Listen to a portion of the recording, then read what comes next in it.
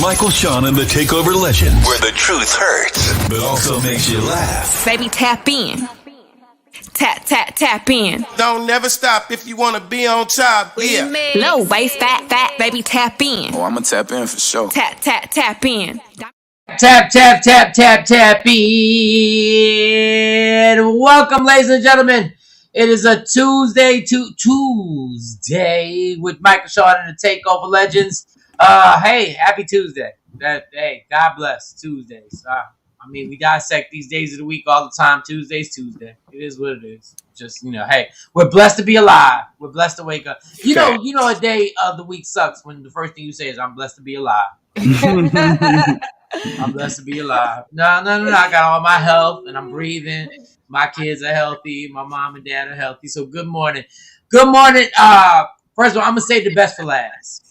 That's what I'm going to do. I'm going to say the best for last. I'm going to go. And no disrespect, Jay Black. I don't want to argue with you early.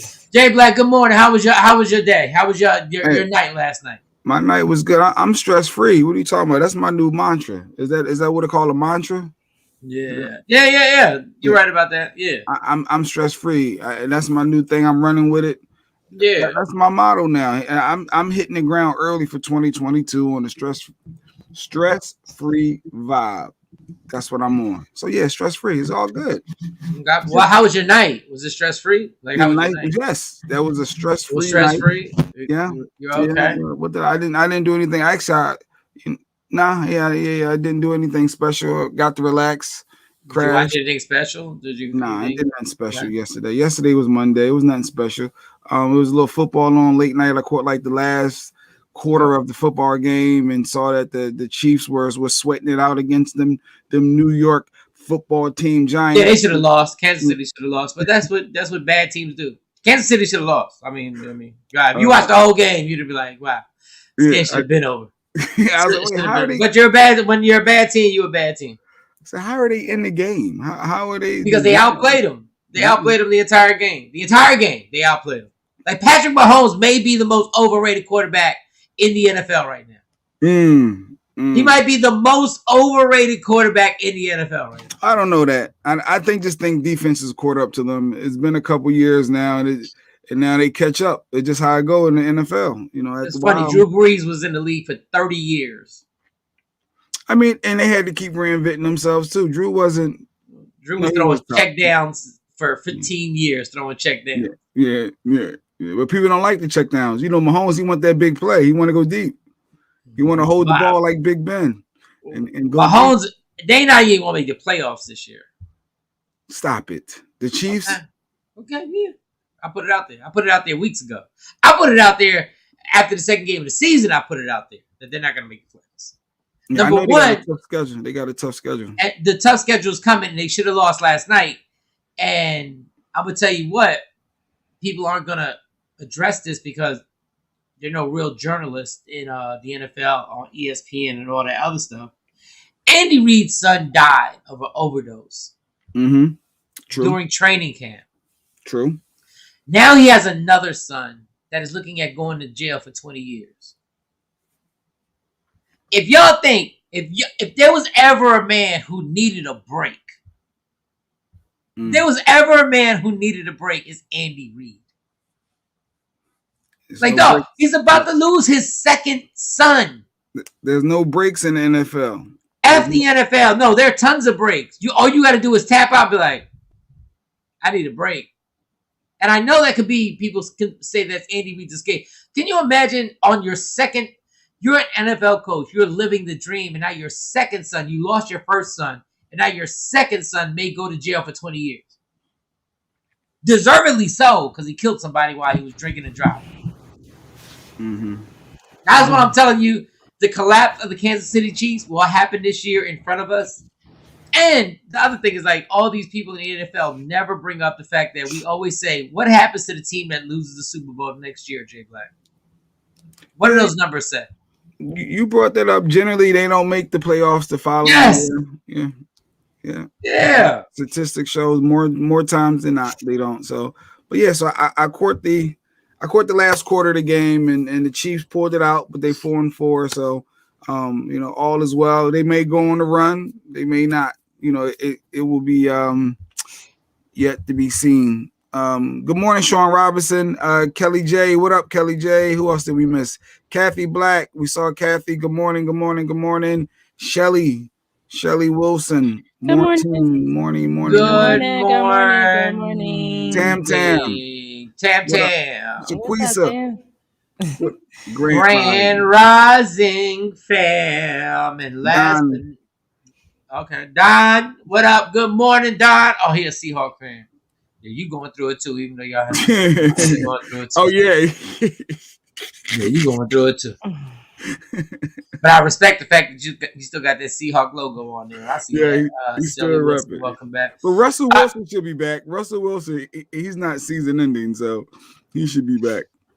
Russell Wilson just sitting there giggling, trying to act like he's not happy that the team struggled when he's not there. Okay, Shawnee, you serving today. Yeah, Shawnee came back on fire. Thank you so much, Shaquisa. Yeah. Mm-hmm. Ladies and gentlemen, back on the team, back on the squad. I was following her on TikTok. I said, oh, she frisky. Oh, she frisky. Old school word. I said, oh, she frisky. Yeah. In a good way and in a loving way, that B word is back. Oh, yes, she is. Shoulders out. Breast is perky. Y'all make some noise. How was your night, Shawnee Scott? How was your night? How about her month? How about my what? Like, how about your last 4 weeks? Yeah. Like, we ain't seen you in 4 weeks. Yeah, your last 4 weeks been crazy, huh? Man, they were rough. I think we had about like 6 weeks now. 8 weeks. It was crazy. But no, last night I had to get the girls ready. They got one of them has a field trip today. So we were running around getting that stuff done. So you right back to being mom. Right. Man, listen, I had to be mom from the hospital bed. Like, it was crazy. I was like, dang, I ain't got nobody that can take care of some of this stuff for me with them. No, I don't know. Mom never stopped. Shawty had the platinum package of COVID. She ain't had a regular package. She had the platinum package of COVID. It came with a side of oh, this shit is serious. Like, that's what it came. It came with tons of sides. Like, you know how you get sides and you go somewhere and you got that person who wants the main meal but get a bunch of sides. This COVID came with a lot of sides. It had us very nervous. Yeah. It obviously had her very nervous. And so when did you start realizing, okay, what was the worst part? The worst part wasn't the COVID, because they got rid of that kind of quick. Dang. It was the pneumonia. And then the worst part and the best part was realizing who really had your back. I found out who I could really depend on during this time. Just want to apologize now. Y'all were good. Not my bad. But y'all held it down. I was watching all your shows. Me and the girls went back and watched some of them.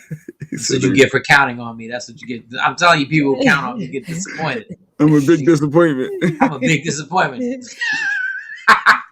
But I mean, hey, maybe that's the reason why, certain things happen. And you get to see people for who they are, and and stuff and like that. To arrange your life, and it's like, oh, okay. So I know I don't need to focus on this no more. I need to work on this over here. Oh, yeah. I mean, but that is brilliant. That's brilliant. Like, honestly, like, things happen and you go like, I don't know why they happen, but you got to reestablish who is it that you're gonna actually give a damn about. And so when you started feeling better? Because Stacey has COVID. So I know we talked to, Shawnee was on the show when we talked about this. She wasn't on the show, right? No. So Stacey has COVID. And she's barricaded. Yeah, don't. And she's barricaded upstairs. Well, I'm not there now, but I was there all week. So she's barricaded upstairs. And I was sitting there like, oh, damn, it's about to go down. But none of us, the kids and me, we all tested negative, which I thought was weird. Because I was like, we was all in the same area. And, the droplets. Well, I know Stacey put some droplets in my mouth. So listen. I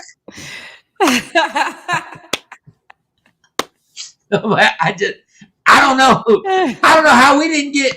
I don't know how we weren't positive. We took 2 tests. So she just had the sweats and the chills, but she didn't get the pneumonia. See, I didn't have the sweats. I didn't have a fever. I never had the chills. My appetite didn't go anywhere. My taste buds were working fine. Oh, you can still taste and smell everything?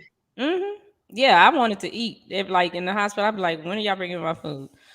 It was the pneumonia that was so bad for me. Like COVID, they treated that quick. Like that was gone. Crazy. But I didn't have fever. I didn't have none of that. My oxygen was low.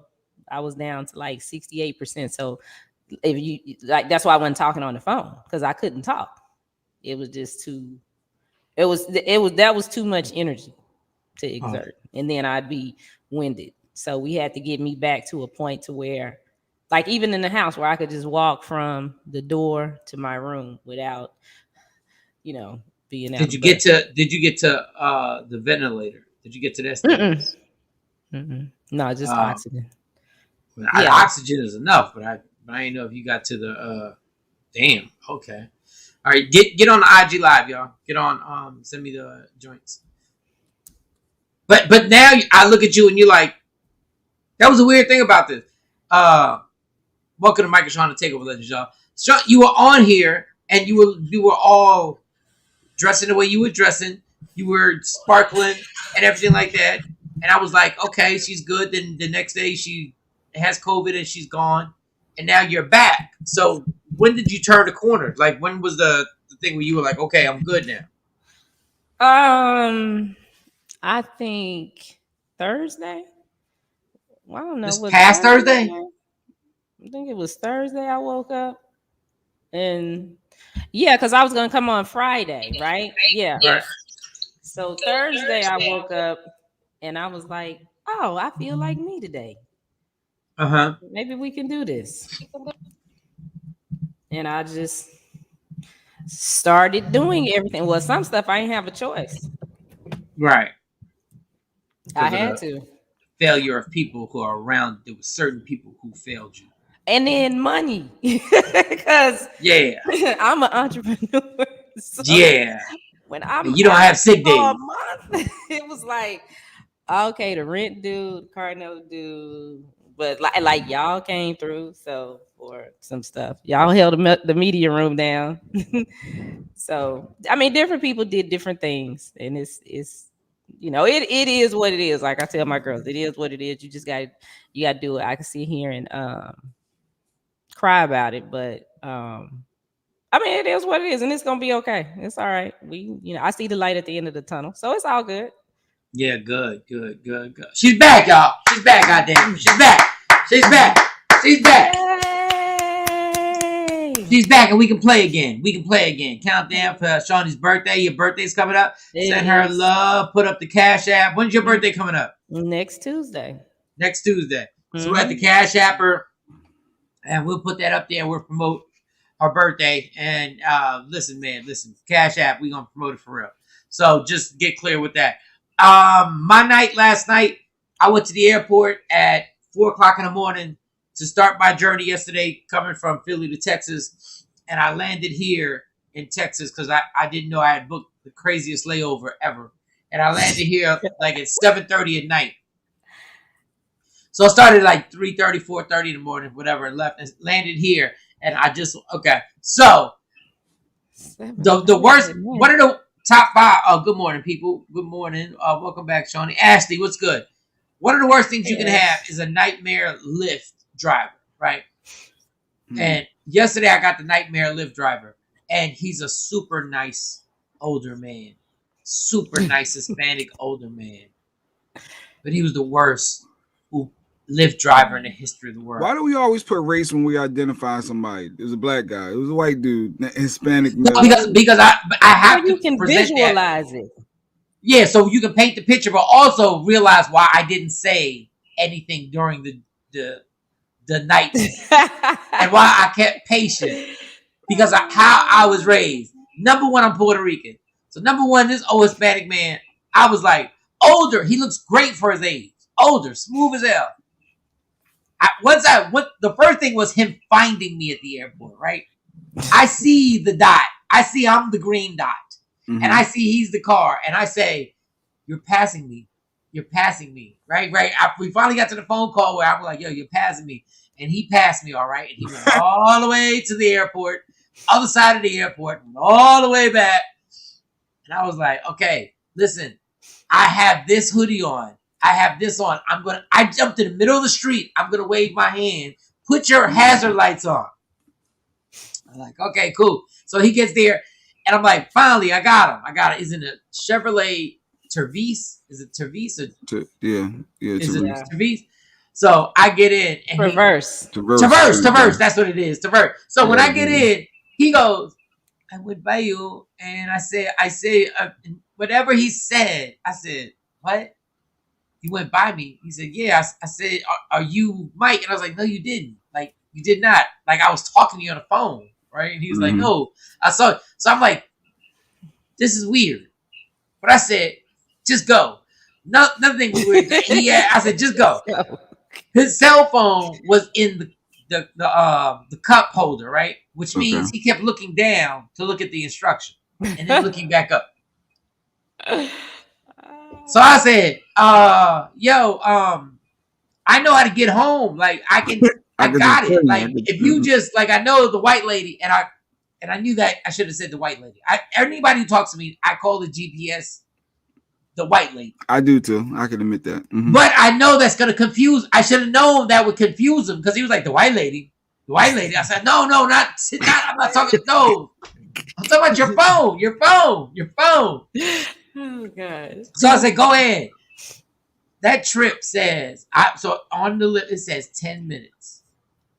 I hear the white lady tell him, stay to the right, 360. Stay to the right, 360. Stay to the right, 360. And I watch him blatantly just go to the left. This white lady said 360 at least 5 times. Stay to the right, 360. Stay. And we go to, now I know it's extended time. My team is playing. I just want to get home to watch the football game, right? That's all I want to do. Get home. Now we lost. Now I realize every time the white lady says, I guess he doesn't know what 500 feet feels like. Because every time she said make a left at 500 feet, he would immediately start looking for a left. Like I'm like, it's 500 feet. And immediately, 10-minute ride. We are now on 16 minutes and we are somewhere going around. And I say, listen, turn your phone off. Well, don't turn it off because I know you can't. Just listen to me. I will get us back to where we got to go. I will get us back to where we. I even missed the part in the airport. It took us time to get out the airport, right? So I finally get him all the way back. And we're on the right route now, right? So I said, listen, there's construction here and the GPS. And I'm saying it's slow as hell. Like he's got some type of real disability. I'm like, there is construction. The GPS has been acting up for a while. It's not adapting to what's going on. So you have to listen to me. He's like, I have to what? I said, you have to listen to me. I have to listen to you. Yes. I said, you're going to get off at this exit right here. Dog, if I could have grabbed the steering wheel, I would have grabbed it and just moved it to. I don't know why this dude would not listen. I was like, to the right here. So we get off. I said, there's a Wendy's. You're going to make a left. Wendy's? There's a Wendy's? Yes, but you're going to. All right, I'm sorry about the landmark. Just make a left. Just right here. Make a left, and you're going to make another left. And that left is dangerous. There's construction. Make a left, make another left. He says, okay, we make a left. I know this construction area is dangerous. The light is bright red. I said make a left, and he decided he was going to risk our lives to make this left. He was not going to stop. He was not going to stop. He was not, like we were mid making a left. The light was bright red. Oh and he made God. And I said, yo. I said, this was, oh my God. I just knew it was going to get sideswiped. I already knew it was coming. Like I knew it was coming so much, I moved from my side of the car in the back. I moved to the middle because I assumed the car was going to hit us because the light had been red for so long, right? I said, all right, listen. Once again, it's construction. We're going to go. There are flags right there. There are flags right there. You just got to make a right. This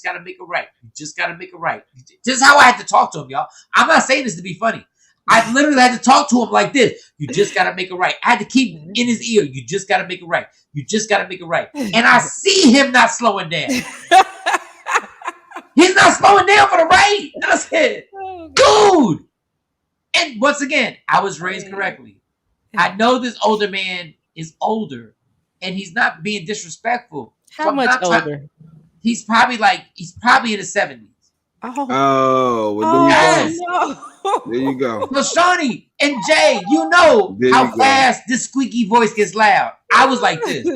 Just in his 70s, driving. Just make it right. Just make it right. Just make it right. Just make it right. What up, Queen? Well, finally, he made the right, and then when we're going to the gate at the apartment complex. For the one time in the world, the damn gate works. So I'm like, God damn. Now I gotta tell him what the code is. Oh Lord! I said, and then I saw a car coming, so I was like, you know what? Never mind. Let me just get out and walk right here. I was about to walk out and just put it in myself. But I saw a car coming, so I was like, just go to the gate. The car coming, they're gonna trigger it off. We'll be fine. He starts creeping on the gate like he thinks that our car is supposed to trigger off the gate. And I'm going, don't do that. The car in front of us is going to trigger off. Just stop. He keeps creeping. Okay. Yeah. I was like, what are we doing? I think I can make it. I think I can make it. No, but he's acting like his car is going to trigger the gate to open. It's not. Okay. So no, yeah. We on the other side. He act like the gate opens up, right? The gate opens up. I'm still staying calm. I'm like, at the stop sign, make a right. I swear on everything. God, I wish I would have videotaped it. I said, at the stop sign, make a right. I said it this loud. At the stop sign, make a right. He blatantly put his left signal light on. When we went to the stop sign, I was like, what he? And I still didn't yell. I said, sir, why would you? He's in the middle of making a left. I said, why would you make a left? I told you 5 times to make a right. So he stops the car. He puts it in reverse. And now there's a car behind us honking a horn. He puts it in reverse. I was like, Jesus, you got to be kidding. This is good. So I was like, okay, all right. 30 minutes later. Good. No, dog. I'm literally 4 minutes. I'm literally like 2 minutes from my apartment building. I said, just make this left. He makes the left. I said, do you see that building right there? And I'll point. Like I'm over his shoulder right now. That building right there is my building. Right? He goes, that's your building right there? I said, that's my building right there. That's your building right there?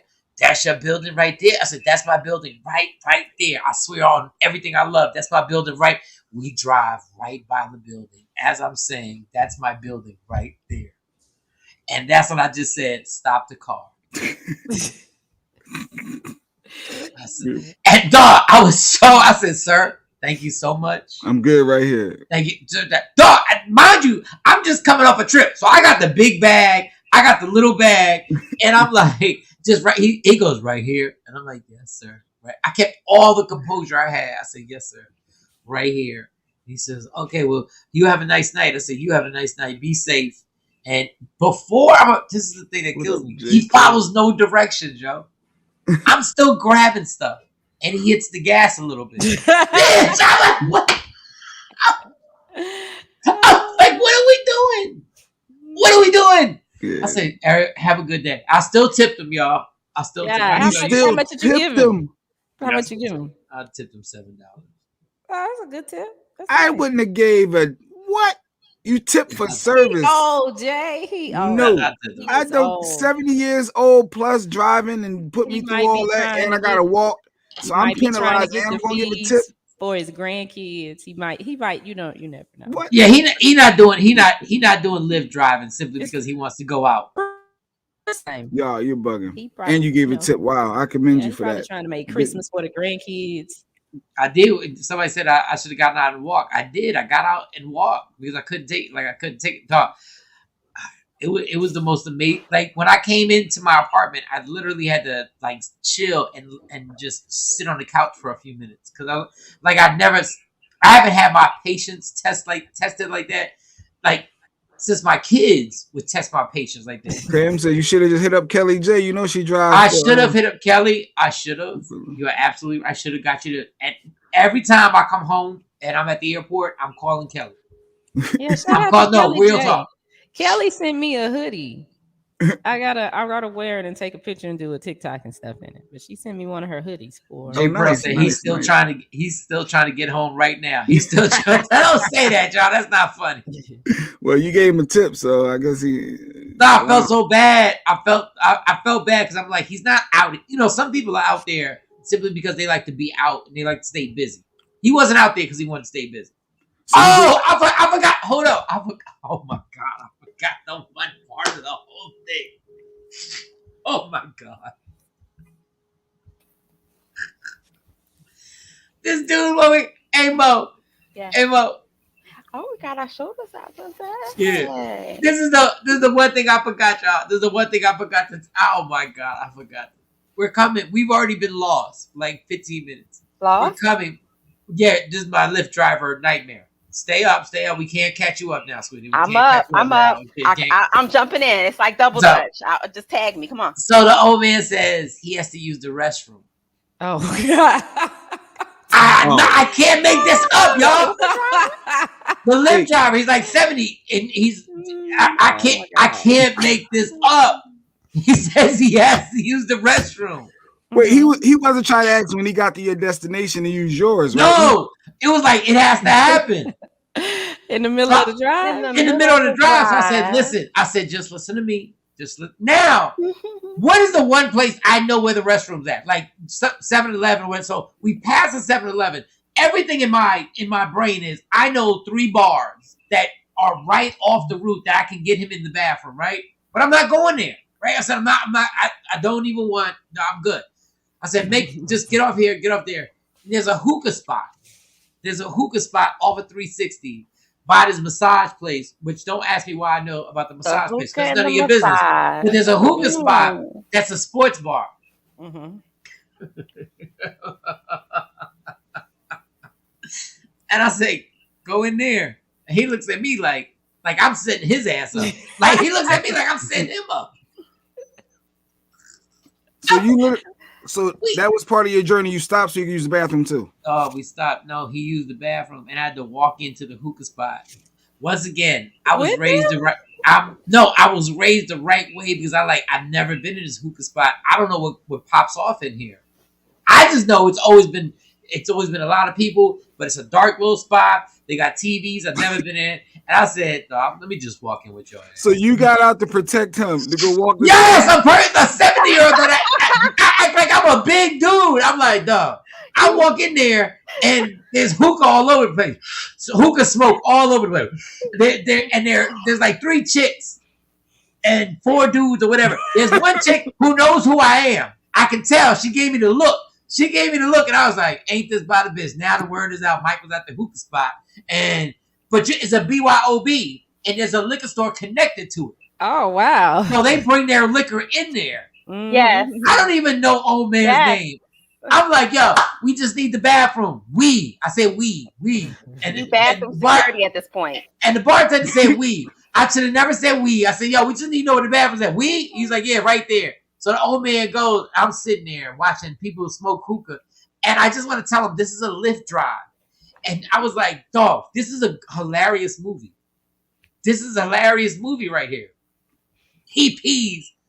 Dog, when he pees, mind you, all my stuff is in his car. So I'm like, I really should have asked him for the keys, right? I should give me the keys. But then he would have got nervous. I'm trying not to make this dude nervous. He's in that bathroom. He's in that bathroom for enough time where you're like, you didn't have enough time to do number 2. But you are taking more time than a number 1. Well, they say if you shake it more than twice, you're playing with it. I don't know. I don't know if he's washing his hands. I don't know, because some people do extra. Like when I'm on a plane and I use the bathroom on a plane, I know people think I'm doing more because I wash my hands crazy. Because the bathroom on an airplane is disgusting. Like I hate how small it is. So I wind up overwashing my hands.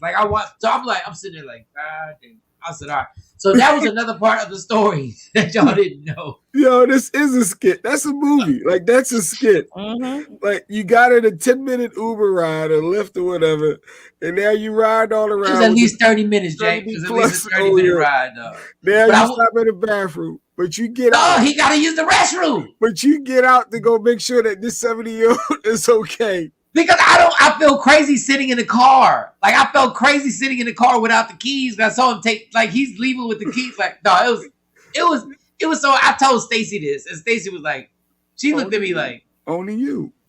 That didn't happen. No, it did happen. But I will say this about this cool old man. This old man is cool as hell because when you looked at him walking out the bathroom, he fit in. Like, he was confident on everything he did. Like, the dude who pointed to the bathroom, he said bye to the dude. Like, he was confident. He was like, thank you for the bathroom. I can't even do his accent. Like, I can't even do his Spanish accent. Man, I bet he was. Thank you for the bathroom, and let's go. He looked at me like, let's go. Bitch, I don't even know you. You his nephew. I'm his nephew. And we really did look related. Like, we were really like, dog, this was my damn dad. That we went into the hookah place. Yeah, most on some shake it twice or something. That's what I tell my son every day when you go in the bathroom. You take it too long. What you doing in there? You shake it more than once or twice. You playing with it. Let's go. Well, sometimes you look in the mirror. Good morning. You know, sometimes you look in the mirror. GV. Good morning, Stacy. Sometimes you get caught in the mirror and you catch yourself, but I don't even know his name. I wish I could. That's hilarious. That was the longest. I feel like only Michael. Yes, Queen Born. Only Michael Shawn will go through something like this. Only Mike. Like, you don't hear stories like this from regular folk. Only Mike. Regular Uber riders. Regular Lyft riders. Hold on. I'll give you 30 seconds real quick. The lady who was the head flight attendant on Frontier, white lady, she gets on the telephone and she does a whole skit. Y'all not gonna believe me. Y'all think I'm making this up. I should record this stuff. No, but I think you made that up. And the whole you think I made that up? Getting out, going to the bathroom. Come on, like. But go ahead. I get on Frontier. I'm in seat 5D. Pause. I'm in seat 5D. This lady grabs the phone and she does a skit. She literally has a routine. Like, she's practiced this. Mm-hmm. Like, she talks about Cowboy fans because we're going to Dallas. She got jokes, and I'm like, wow, this is crazy. She got jokes. No, she got jokes. She got set up to jokes. And then she has a closing, and I'm like, what are we doing? Like, what is going on?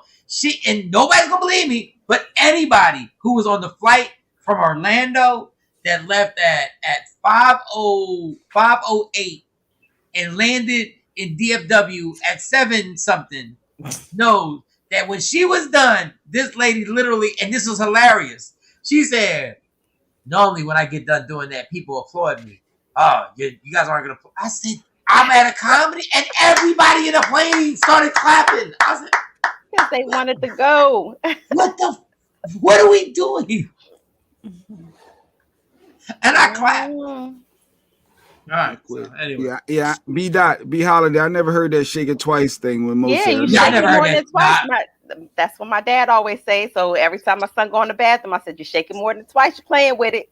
Let's go." I mean, I get what he's saying. Like, let's go. Yeah. But shake it more than twice. Twice is a lot. Like, twice is a lot. I mean, twice ain't a lot. Twice is just a shake. You shake. But that was an interesting night in Uber ride. It was Lyft. Don't even blame it on Uber. It was Lyft. Different type of ride. J Black. So they hire everybody. So is that a certain age you shouldn't be driving? If you're 70 plus, I guess you gotta get a different license. That's ageism. No, that's ageism, Jay. You can't do that. Fuck that. Listen, Jay said exactly what I was thinking. Fuck that. Listen, I was in the car and I realized at that moment anybody can be a Lyft or Uber driver. They don't even take a road test. Like, think about it. You're about to drive people for a living and you don't even have to take a test. You got a license and you have a driver's license. I'm pretty sure you go through orientation. They got a license 50 plus years ago. That's when they probably got their license. So I know a person who just went. They said just go on the app and you become a Lyft driver, and you do. Go. Yeah, and you go. You're Squid Games, and you just pop off like you're out of there. There ain't no way in the world. All right. What time is it? 6:46. Wow. Oh man. There's a whole gang of stuff going on. I've been with my family the entire time for like a week and a half. How do you feel after that?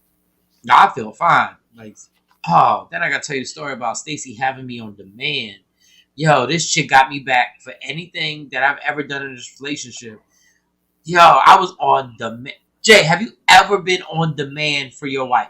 Like on demand? Have you ever been in a situation where whatever she asked for, you have to go get it now? You okay, Shawn? Are you good? Bypassing the honey-do list. You on call. You're muted, Shawnee. You're muted, Shawnee. No, the girls are leaving for school. I had to get them a driving service to take them to school and bring them home. So they just okay.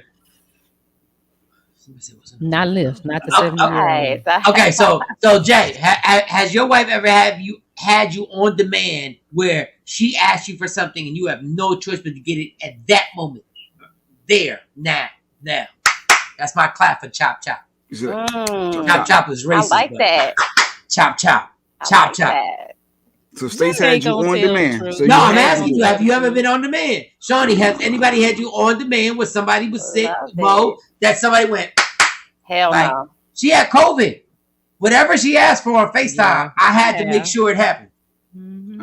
I'm sure I had to at some point be a helpful husband and a provider of that kind. I'm sure on demand. I'm saying, what has she asked you for that she had to be like, I need this, and a little bit of that, and a little bit of this. I need it now. Chop. That sounds like you was making a sandwich. I only want a little bit of mayonnaise, a little bit of oil, not too much oil, some salt and pepper, vinegar. Don't forget the oregano. And I want it cut in half. Matter of fact, I can't eat half. I need it cut in fours. That's what that sounds like. So Jay, that would be no, right? That would be no. That's no. I'm sure she asked me to go to Walmart get some cheese or something, and I didn't know what I was doing. I don't know. It had to be stuff. I don't think it's probably on your level where somebody's sick. 24 hours. 24 hours. 24 hours. It is. Yeah, I don't think it was that. Every day, 24 hours. Well, in her defense, you did tell her that the kitchen was shut down at 11:30, Michael Shawn. Yes, I did. Which was fine. Because there has to be some structure in this. That was bad. No, that was bad. I agree with Jay. That was bad. Like Michael Jackson bad. Yeah, that was bad. She said, bring me a glass of ice, like she was in the hospital. She said, I just need a glass of ice. 24 hours, yo. That's why. But what's wrong with that? That sounds like it's normal stuff. You need the ice to chew. Yes. Her mouth might have been dry because they kept bringing me ice, but I don't eat ice. So I was like, I'm an ice eater. I think Jay's an ice eater. This is why Jay don't eat. No, you don't like ice, Jay? I don't eat ice. The only time I ate ice, if I start eating ice, then I'm pregnant. Flag on the play. That's the only time I eat ice is when I'm pregnant. Ooh. Ice. I eat about 2 extra large cups of Wawa ice a day. Why do you eat so much ice? How low is your iron? It has to be the soft kind, though. You got sick of How do you get soft ice? Where do you get soft ice? From Wawa, from Sonic. They got the pellet ice, and then I just get that soft myself. Ice? Yes, and I brought myself one of those pellet ice machines that sit on top of the counter. Yes, my name is Mo, and I eat ice, and I have a problem. Hello, everybody. No, but see that whole ice thing of what you're saying right now. Yeah. That whole ice thing shows how picky you are. You mother are so picky. No, it's got to be certain ice, Mike. No, when you're picky on ice, you know what ice is? Ice is water, right? That has been frozen, and then it freezes into ice. There's no such thing as soft ice. Yes, it is. It's pellet ice, the ice from the hospital. Like the ice in the snow cone is soft. Yes, it's certain ice is different. It got different textures. Yeah. Then you got that rough ice that mess up the root of your mouth. You don't want that. No. Yeah. No, sir. Big pieces of ice. Or the bag of ice, that's nah. Unless it's a bag of ice from Sonic. Yeah. All right. And I got an ice pick on my fridge, but I like the crushed ice. Crushed pellet, crushed ice. Soft pellet ice. People. The kind when you talking, you can move it around in your mouth. But you know what? You can be that picky when you're the one getting the ice. This is what irritates my life. When you are picky about something, you can be that picky when you're the person getting it. When somebody else is getting it, you cannot be that goddamn picky. She can have a request. She's sick, man. I don't give up. I did it, Jay. I did it all day and all night. That's why I closed the goddamn kitchen. I said the kitchen is closed. I called her in the face. I said the kitchen is closed. Nah, that wasn't right. That was not nice. Yeah, I'd say he was filed for that. 11:30. Let me tell you something. When she's healthy, let me tell y'all something. This is what I know. I'm not wrong. When she's healthy, do you know nobody will write down her order? When we get takeout, I say, everybody write down an order. And everybody's like, I'm not going to. Because mom is going to be the most difficult order. Dog, yes. I literally, when I get takeout for the family, I make Stacy actually talk to the person herself. I can't even order her shit. Because even the people are like, they're like shocked. Like, are you kidding me? Like, go get it. Go. Well, if she's paying for it, shouldn't she get what she wants? What's the problem with being picky about what you want when you ordering? Who what? Okay, you know what she means, but still. Who what? Oh my gosh, I can't take you. I cannot. I just. No, sometimes you have to stop being so damn picky on everything. Y'all be so picky, like, and y'all act like life won't be satisfied if y'all don't get the certain onions chopped in a certain way and grilled in a certain, like, really, like, life is that? Yeah. Yeah. That's why we have choices. Mm-hmm.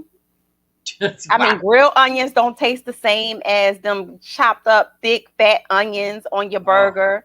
Or if you eating a hot dog and you want like some sauerkraut and your onions and your chili, you want it laid a certain way. So when you bite into it, it pop a certain way in your mouth. Do you know how much time y'all have wasted in life trying to figure that out? In life. And Jay the worst. That's why Jay ain't talking about it. No, I'm sitting there thinking because Lady Q, you order a little Wendy's burger or whatever, and they forget to take the bacon, the pickles off. She have a heart attack. I'm like, just take the pickles off and keep it pushing. No, we got pickle juice on it. Off. He doesn't want to taste it. It got pickle juice now on it. What? People, you are not spending. Understand, you get what you pay for. You pay $10. You're not at a high fashion level 5-star restaurant. You're at Wendy's where a 17-year-old is taking your order. What are we doing? They need to pay attention. Yeah, you tell them. Nobody cares. And nobody cares. Well, fine. Now I got an extra burger, then fine, because I'm not turning back around. So fine, this is what it is. Oh, Jay Black, you one of those, huh? Yeah, I'm not turning because they had pickles on it. Oh no, I'm not turning back either. No, you crazy. Like I'm not. Just be mad. We had to figure out something else on the way. Go ahead. I'll grab you a slice of pizza. I wish I would go back. That's terrible. Because I said no pickles and they put I said plain and they put pickles and because you want your shit the way that you want it. You don't like that. That's what you pay for. So go pay for real. Go pay real pickles on my burger. So go pay real money. Go pay real money. That was real money. No, it wasn't. What fake money is if Wendy's, you got to get them real money. I ain't never heard. And the people making your food don't give a damn. And we keep banging our head against the wall, going to Wendy's. Sorry, Wendy's, because I love Wendy's. Wendy's my favorite. Like, I mean, you been to Chick-fil-A lately? You see how much them combo meals add up to? I totally do. And Chick-fil-A is owned by people that they know they trick to whatever. Their customer service is elite. Mm-hmm. But that is the anomaly. That is not the regular. Mm-hmm. That is there's no way I'm asking people on a McDonald's drive-through to make sure that I said no onions. On half the burger. On half the burger, I want no onions. And I want cheddar cheese. Bitch, we at McDonald's. There is no cheddar cheese at McDonald's. There's McDonald's cheese here. Yeah, it'd be crazy stuff. Yeah. No, we really do have to realize where we at right now. There is nobody in there right now that is finishing their lifetime being like, I want to stay working here. All this is like, I work there. get your $10-12 an hour, and now somebody want to say, can I get number one, an orange drink with light ice? Ice. I will say this. Yeah, light ice. Cheesesteaks. You know how subjective light ice is? Cheesesteaks with fried onions, I do get irritated because I don't eat fried onions. And it's hard to pull all of them out. You're never gonna catch them. But we all. ain't turning around. You gonna eat this? No, you gonna turn around. Take them out. Right, yes. Take them out. But that ain't fast food in the drive. I ain't going back. No, I'm not going back. I'm not going back for that either. That ain't no high class restaurant, right? No, you're absolutely right, Shawnee. You absolutely right. I do get it. I had to think about it. I do get a little bougie with my cheesesteak. You are absolutely right. I didn't ask for fried onions. It's a goddamn cheesesteak. Yeah, I didn't ask for fried onions though. I can't take all of them out. I tried. Who the hell don't eat onions on a cheesesteak anyway? What's wrong with you? I don't. See, now you judging lifestyle. Jay Black from Philly, he know them onions better be chopped up in that meat. I don't. Pause. But no, I'm good with the onions. No, it's rare that I'm too picky. Like it's too picky. Like it's too picky, y'all. Like every once in a while, you gotta stop and pause for a second. Like, yo, I'm really being picky. Yeah, the orange drink with light ice. First of all, let me go back to that orange drink with light ice. It's subjective what light ice is to you. Like I remember when my dad had the masturbation talk with me, right? My dad came down with a cigarette, and he said, "Your mom saw something in your underwears and whatever." And I was like, "Okay," I was bugging. I told y'all the story before, but then he said, "It's natural." And I was like, "Cool." He said, "Just don't do it too much." What is too much? It's subjective. What is light ice? Is light ice half the cup, a quarter of the cup? What is the ice? You are not comparing light ice to masturbation. Yes, because it's subjective. It's subjective.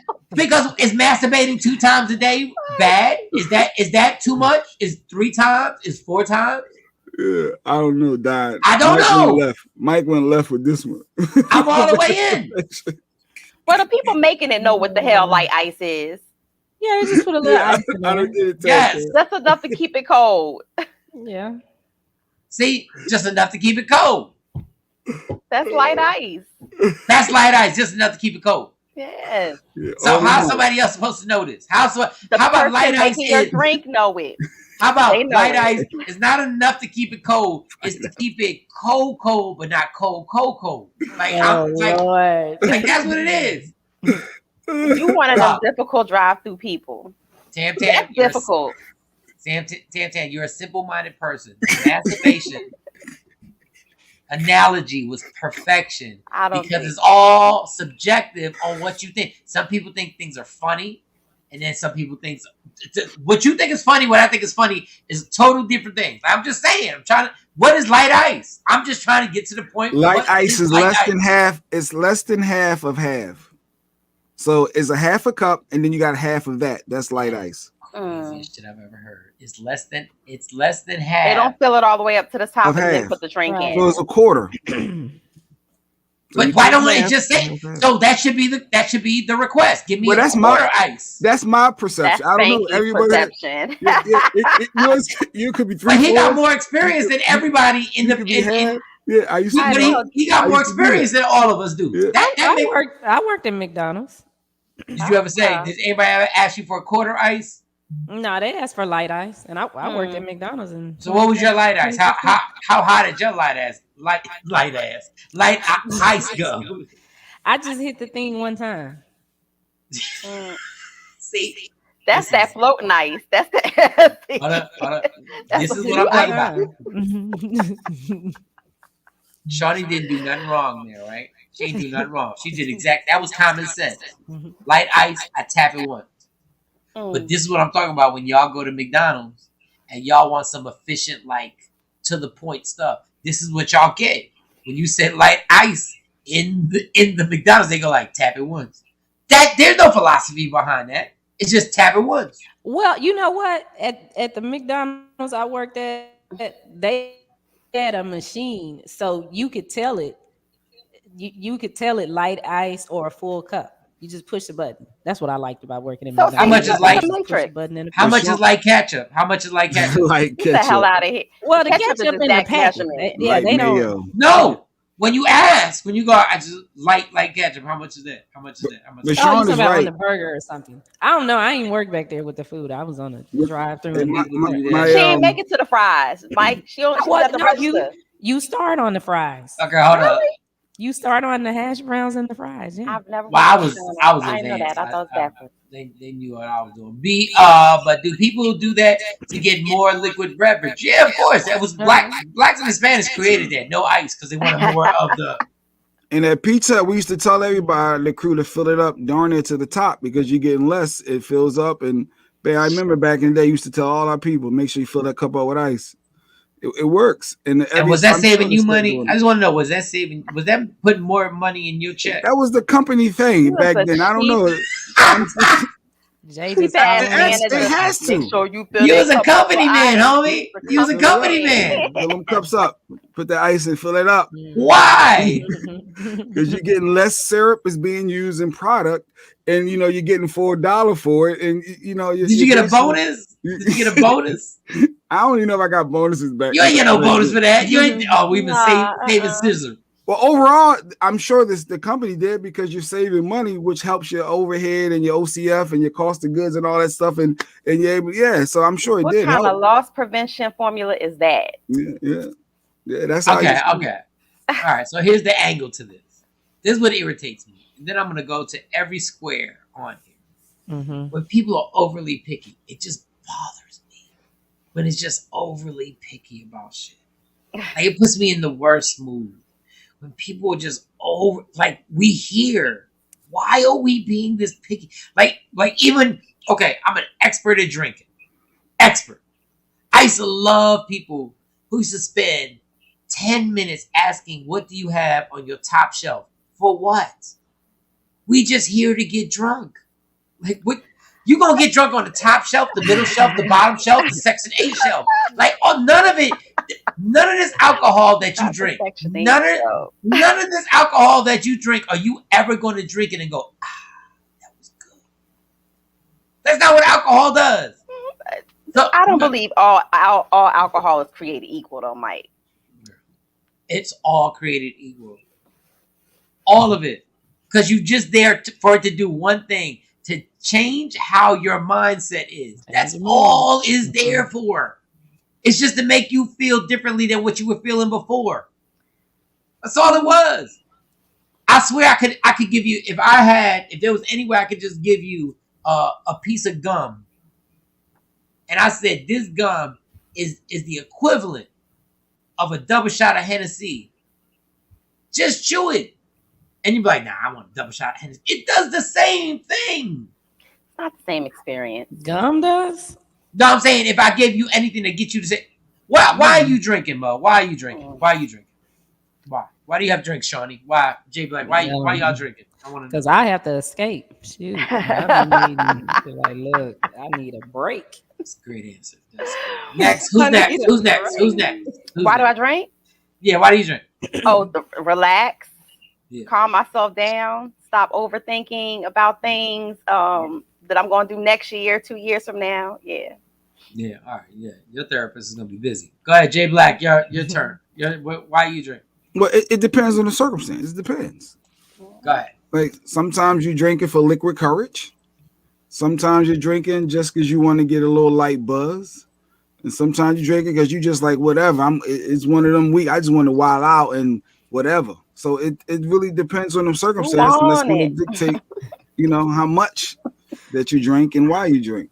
So what I'm saying is, like, no matter what I give you, if it creates that emotion and creates that, you're good. I need it to taste good, though. I'm not just going to be drinking just to be drinking. How about if I give you something that's just water, but it gives you the same reaction? Just water. Like, if I gave you this bottle right here, it gives you the same same effect. I'm not gonna want it. I'm gonna ask you guys if you got something else. Like, you see the pickiness? Yeah. I'm saying you just drink this. It's gonna give you the same thing. Yeah, but I don't just drink anything. Like it need to taste good.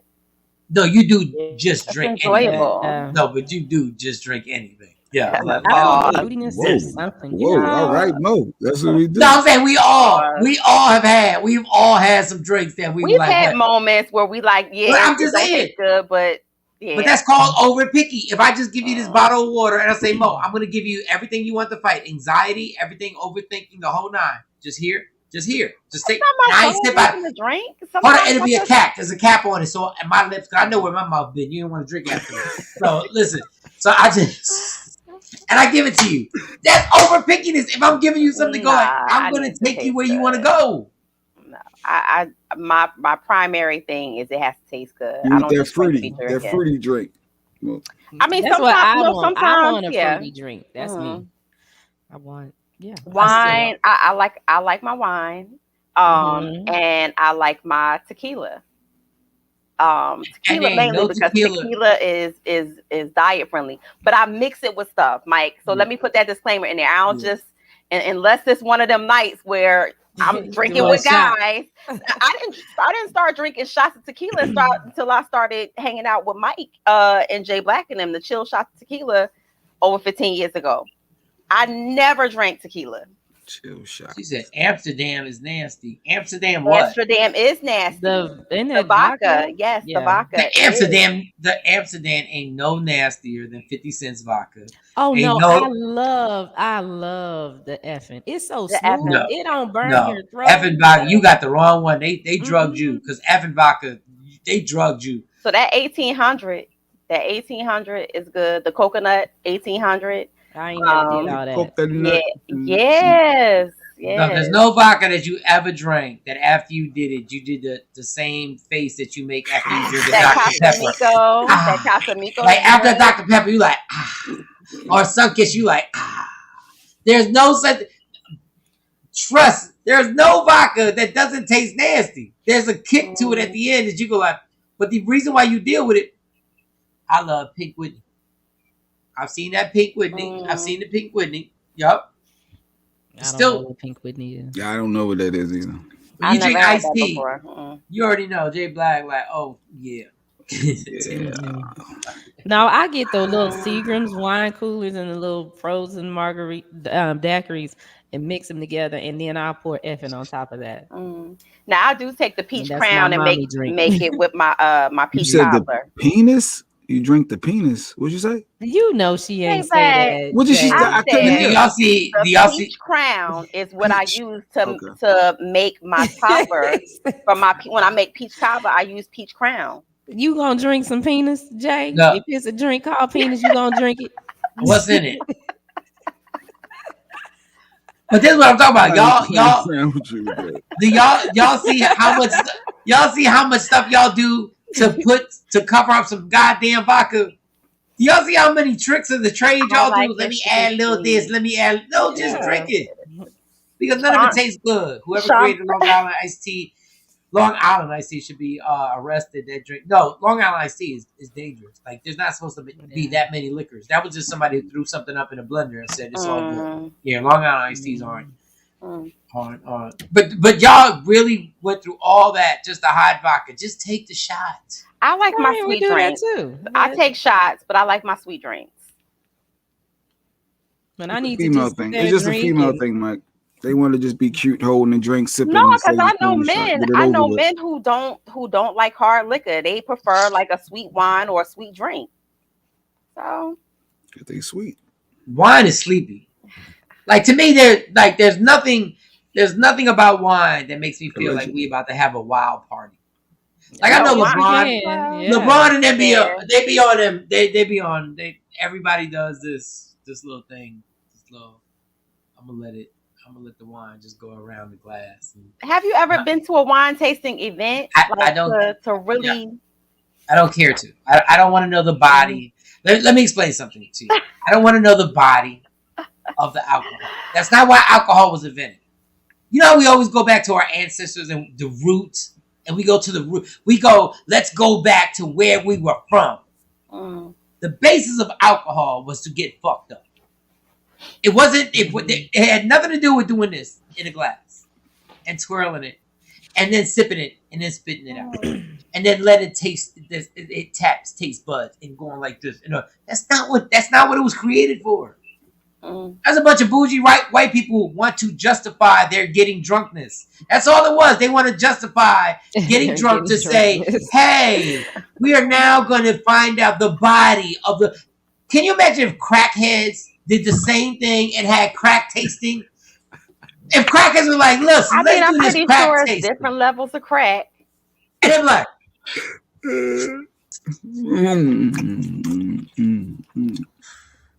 I feel body in that crack.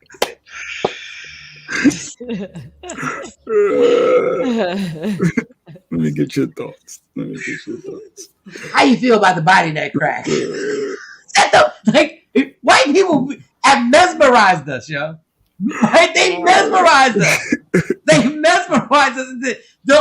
If that wine that you were tasting, did not get you tipsy, you wouldn't drink it. I didn't even realize you could get drunk from wine until I drank a whole bottle. Oh yeah, drink that bottle. Oh dang! Yep. I didn't know this was gonna happen. It snuck up. My slow flow's remarkable. Actually, there's a lot. The alcohol level in wine is high. Yeah, I never even heard of this one either. The 10. What is that one? Tim said the wine walk.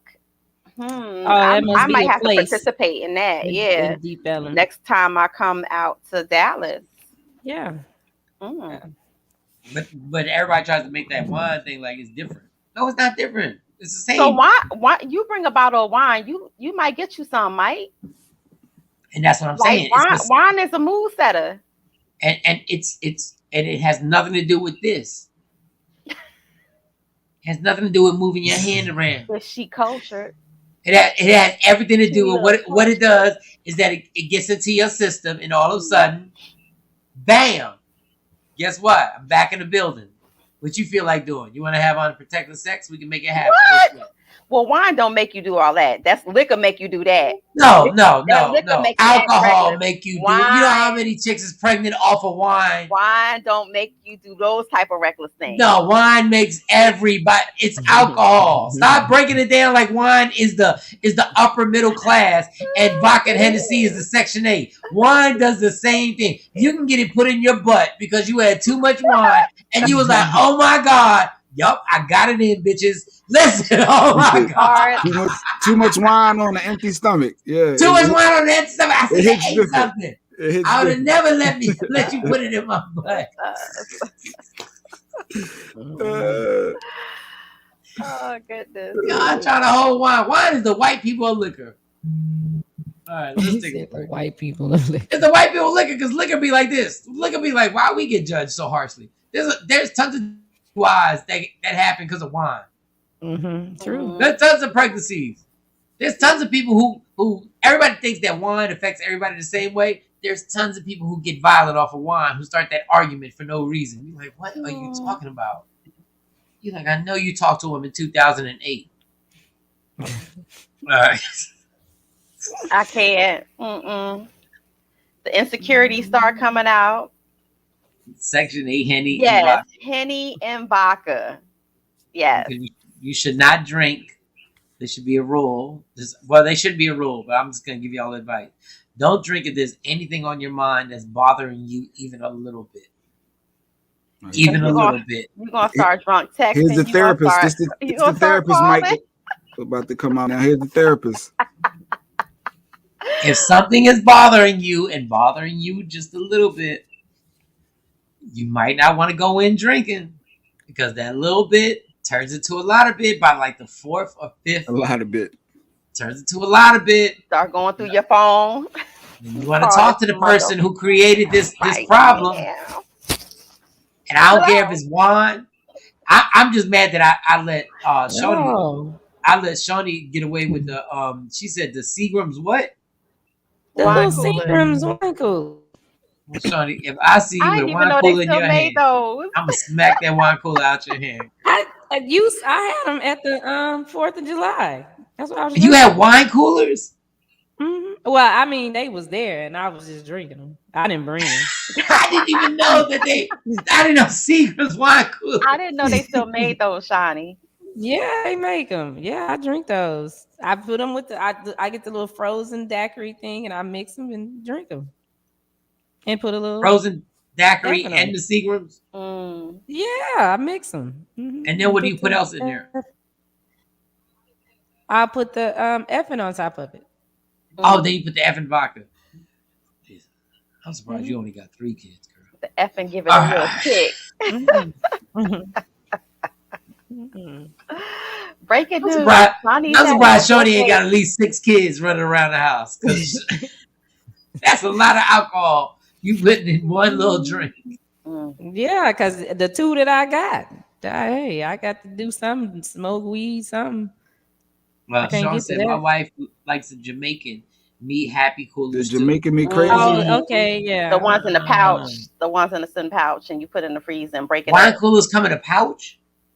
You can, yeah. They have the frozen, like the frozen daiquiris now in a pouch, and you put it in the freezer. Then you tear it open. It's like a slushie. Yeah. All right, the nurse always got something different. I've never heard of this stuff. Well, I heard the Stella Rose wine. I've heard of that. Yeah, I got Stella Rose in the refrigerator right now. So it's I have too early those. To drink it though, but yeah, it sounds good right now. Wine. I've seen that, and that Shawty's drink all night. She'd be like, "Woo!" Also, somebody seen you. Oh, somebody seen you on your drink. Yeah. Tam has, yes, she's seen it all. That's funny. Once I get off of papers, we need to all have a show where we all smoke weed and do the entire show. No. What? Why not? Wait, you can't ruin your sobriety. You cannot ruin your sobriety, Mike. No, my sobriety. No. That don't count on my sobriety. Yeah, I've never had a problem with weed. What? Never. It's the gateway drug. It'll get you back to one to chase you high. Like, if you don't stop, drug. Yeah, if you don't stop, weed is not a drug. Weed grows from the ground. So if weed is a drug, then no, Scott Starch. For a recovering alcoholic, weed can be the gateway drug. Go Google Scott Starch. Scott literally left rehab and it failed. And he met somebody who was like, yo, smoke weed. And he's never done cocaine ever again. Yeah, that's replacement behavior, meaning he replaced one thing for another vice. Degrees. I see the doctor agrees. That's replacement behavior. And that's negative replacement behavior. You don't replace one bad vice with another bad vice. Well, then why they got me on all these pills then? Yeah, that's a drug. Them pills. They got me on anxiety and all types of medicine. Are they controlled substances? No, they're not. They're not, and they're not habit-forming drugs either. Who's not a habit-forming drug? Which one? Some of them are not. They get addicted to that. Unless you take them and you use them for other recreational purposes. Substitute. Listen, I don't have a degree. I will say this: there is no drug that is not habit-forming. None. Because I get used to anything that makes me feel relaxed. So which means you have addictive personality traits, and you have to be careful of what you take and what you put in your body. Yes, and that's why when somebody tells me that there's a non-addictive drug, it depends on what you think it makes you feel like. Right. So if I'm happy and I'm like real cordial and everything's going great and everybody's like, wow, Mike's really easy to work with and stuff like that, and I take that pill every day, Sunday through Sunday. I'm like, oh, real cool. When I don't take it, all of a sudden my depression kicks in because nobody else thinks I'm that easy to work with anymore. Well, that's a chemical, and that's a chemical imbalance. There's a difference between addiction and a chemical imbalance. You have a chemical imbalance, and once you remove that, that's why you get those type of outcomes. We need to do a show where everybody smokes a blunt and gets. I want to know what's wrong. Listen, I ain't on papers. I'm not on paper, so I can light up. But you can't encourage Mike. You can't. I think I knew that your doctor has prescribed it for you. For all it is. Why that need it are getting prescribed? Not people. If I had an alcohol problem, there's no way that my doctor's going to be like, yeah, now you're going to go ahead and take this marijuana card. There's as well. Tons of people. Tons that are doing that now. They may not know about the alcohol problem. No, they know about the alcoholism because the worst drug. Let me tell you something. Weed ain't a gateway drug. The gateway drug to everything is alcohol. That's the gateway drug. Jay sound like a commercial. No, nobody has ever smoked. It might sound like it'll make you feel good commercial. No, no. I'm gonna give y'all. Let me give y'all this quick lecture real quick. There's no heroin addict, cocaine addict, crack addict, pill junkie who's done any of that without starting with alcohol. Alcohol is the gateway drug, but the reason why they tell you other drugs are the gateway drug is because alcohol makes too much money. The economy can't exist without alcohol. They can exist kind of without the other drugs, but not without alcohol. There's nothing we do that doesn't include alcohol in our lives. There's a on Hulu. There's a new series called Dope Sick, and it follows the inception of OxyContin. I agree with you, Sheree. What Sheree say? Sheree said she had anxiety. Doctor put her on Xanaxes. She felt like a zombie and stopped and went to marijuana. So something like that wasn't for you. It could have been the dosage. It could have been the milligrams that he prescribed per day, or your body just did not take to that. That's why I said it's a chemical imbalance. And a lot of times when you're treating mental health disorders, finding the right medication is hard. Yeah, but don't nobody want to go through all that because I had a doctor put me on Zoloft before, and I was like, nah, I ain't gonna do this. This is which is a mood stabilizer. It's a mood stabilizer. Ain't that the one that gain weight too? I think that's the one to put weight on. And people listen, too, right? It depends. I don't know. Everybody has different side effects. Yeah, I was and listen, 20s, so and all this called with weed is you just got the munchies. Yeah, you just be hungry, and I sleep good. Jay smoking weed all the time right now for his pain, chilling. Allegedly. Yeah, because you got that marijuana pen. Chilling. Man, look. Allegedly. Okay. Well, allegedly send it. Marijuana is not the gateway drug for minors. Minors don't see their parents drink smoking blunts. Y'all are in denial. The thing that kids see people do all the time from they see commercials while they're watching sports is alcohol. Nothing has led people that alcohol is the first one that you get that you take part in. When do we have a sexy mode, X mode? It's coming, Tam. Very nice. Yeah, we're gonna have that. We are. We sure. There's no drug that's advertised like when you are 10 years old, you don't know. Chances are you don't know about all the other drugs, but you do know about beer. And beer is a friend. Where they grow up. Everybody thinks beer. I'm with Shawnee. It depends on where you grow up. I knew. It depends. No, but were you scared? I saw my parents smoking. So no, but what I'm saying is, were you scared when you're raised up? Were you scared of beer? Were you scared of it? I wasn't scared of none of it because it was all around me. It was I was scared of acid because I kept seeing people. I was scared of heroin. Were you scared of heroin? Were you going to shoot up, Shawnee? Were you going to shoot up? I wasn't going to shoot up, but my uncles and some of my cousins did, and I didn't really understand what they were doing, but it was just always around us. I mean, I didn't have alcohol in my house. My parents did not drink. My mom was a social drinker. Once in a blue moon, but my dad never drank ever. So when I used to come to Jersey to my grandmother's house, they used to have like the little nips, like the what you call like the light, the Miller lights. And so she used to always tell me, go in the refrigerator and get me a beer. I used to open it, sip off the top. So I never really had like a need or urgency to drink, but it was always around me, at some point. Mm-hmm. So I wouldn't even say that was a thing that made me want to go do drugs, though. No, but what I'm saying is that's my point. You weren't even fearful of it. And that's the drug. That's the drug that kills more people than any other drugs. It's alcohol. It's alcohol. I don't know about the statistics. I got to see that. No, it is between liver disease and all the complications that go on, between the people that wind up in jail because how they act during alcohol, 2 car accidents and people going to jail for homicides and all that other stuff.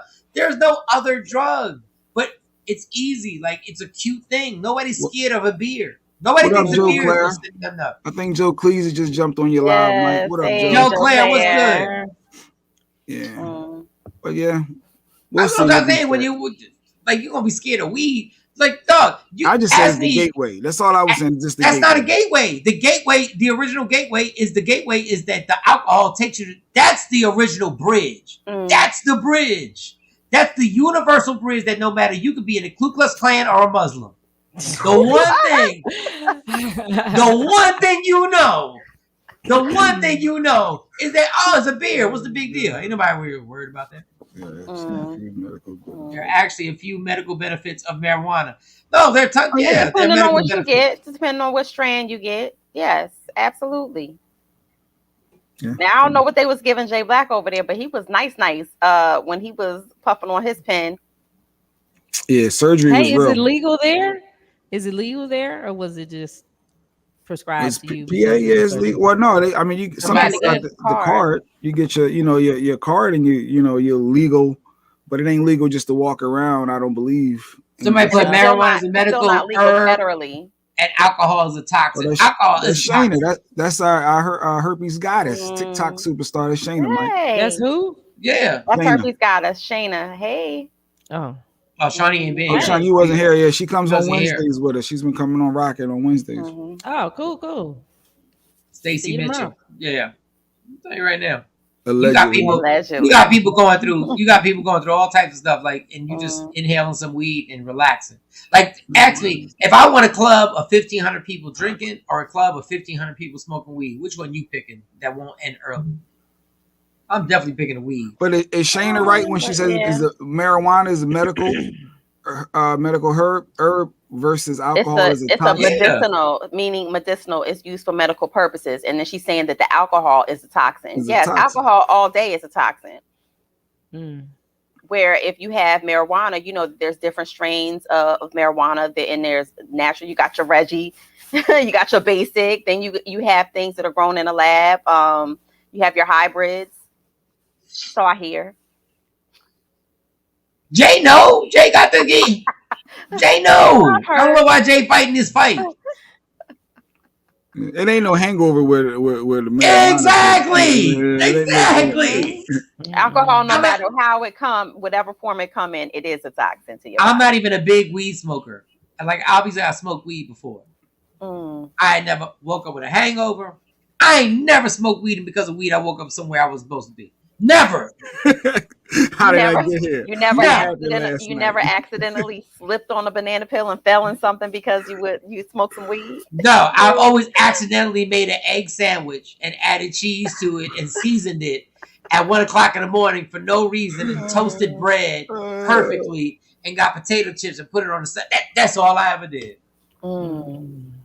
Yeah, I've never heard anything where weed has made you slip up and have any, one night stands or, went out and did something reckless. You gotta be kidding me. The brownies, you know what? Now the brownies are different. Yeah, brownies. You can't turn that high off. Some brownies, and the brownies, they work, but I'd have a headache afterwards. I was like, I don't know what they were. It depends on what type of weed they cook down to bake your stuff. It depends on what it was infused with. Well, it is a big thing now. You see a lot of celebrities starting their own strands and selling it and for legal purposes. So it's a big deal, and it's only growing and growing. Drink liquor tonight and wake up in a cave in Afghanistan. That ain't never happened. With other terrorists talking about why are you here? Why are you here? Not a cave though. Next time I go through Amsterdam, I'm definitely leaving the airport, and I'm definitely gonna make sure I stay a day. Nah, definitely. Once I get off these papers, y'all. Nah, I'm not co-signing Mike, I can't be a part of that. I'm not co-signing that. I am I am definitely, chimed in on your sobriety. I'm supporting that, and so I can't allow you, once you get off of papers, I can't be around that. I can't support that. Oh, gummies. I had one gummy in Vegas and thought I was in the movie The Hangover. I ain't mad at you. So, yeah, because you don't know what's in some of these edibles. Like, yeah. So I'm very, very picky and very funny about the edible thing. I only make, I had I had some gummies one time and I couldn't turn the high off. I thought I was going to die. I was like, if I go to sleep, I'm going to die. No, that's horrible. When you that's when not you good. Yeah. when you can't turn the high up. That's why you gotta hug it. Never doing this one again. No brownies. I'm good with brownies. But it's you gotta them hug gummies and stuff. Them gummies, I can't mess with that. See, but the thing is, you're trying to fight the high. Okay, here's another thing. Y'all can pay me for this if you want. You gotta embrace the high, right? Because the more you fight it, the scarier it gets, and the more you're like, I just don't want to be high anymore. Hey, you here now. You here now. All you can do is go like, let me just embrace it.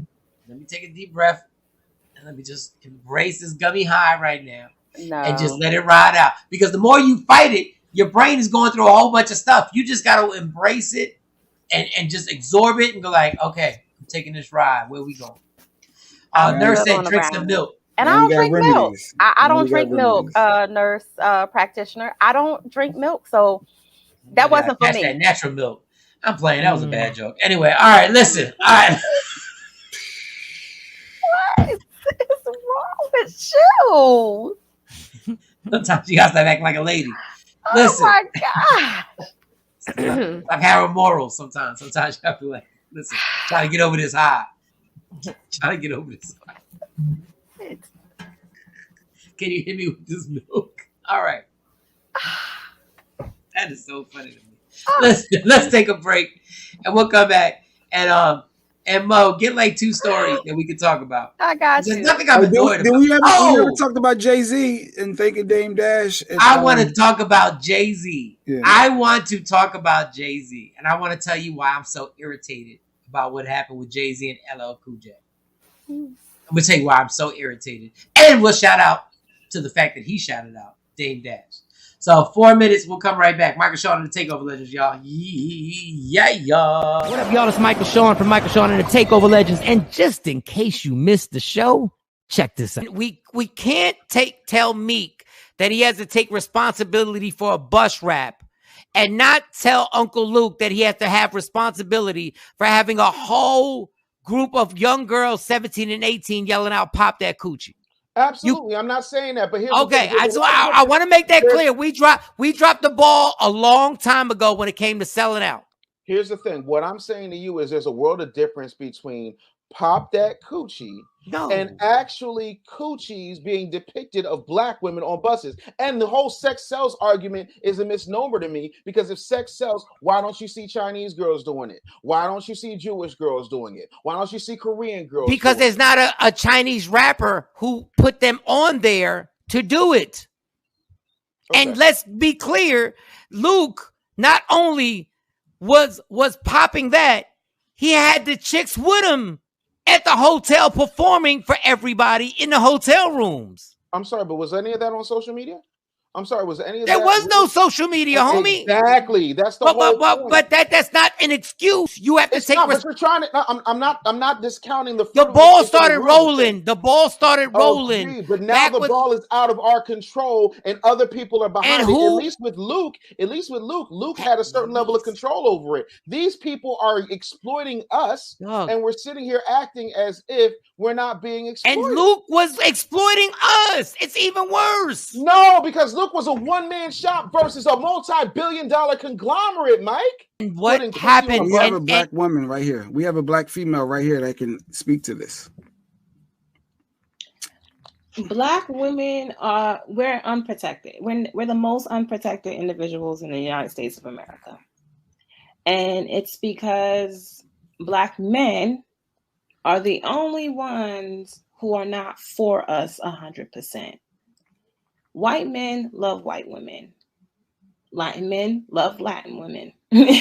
Asian men love Asian women.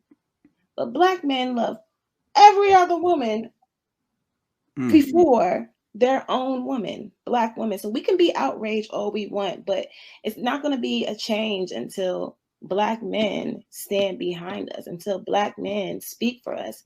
And here we have Meek Mills, a Black man who let this rap on his bus, his album cover, be okay. The difference between Meek and Luke is that there is social media. If there was social media back then, I think Luke would be under fire just as much as Meek is right now, because Meek's reach is further now. with Instagram, with YouTube, with all these social media platforms, Meek is touching a lot more people than Luke has ever. Search Media Room 360 on all streaming platforms. Michael, Shawn, and the Takeover Legends. Yay! What up, y'all? It's Michael Shawn from Michael Shawn and the Takeover Legends. And just in case you missed the show, check this out. We're just going to sing. Then I got to go. I'm still going to have to go with Mike. Okay. You and I was made for pain. We must bring salvation back. I mean, you know, how you this guy was just. You gotta finish that. Finish that line, Johnny. You gotta finish it, Johnny. You gotta finish it. You gotta finish it. Come on, wait. Jay Black still Where there is love,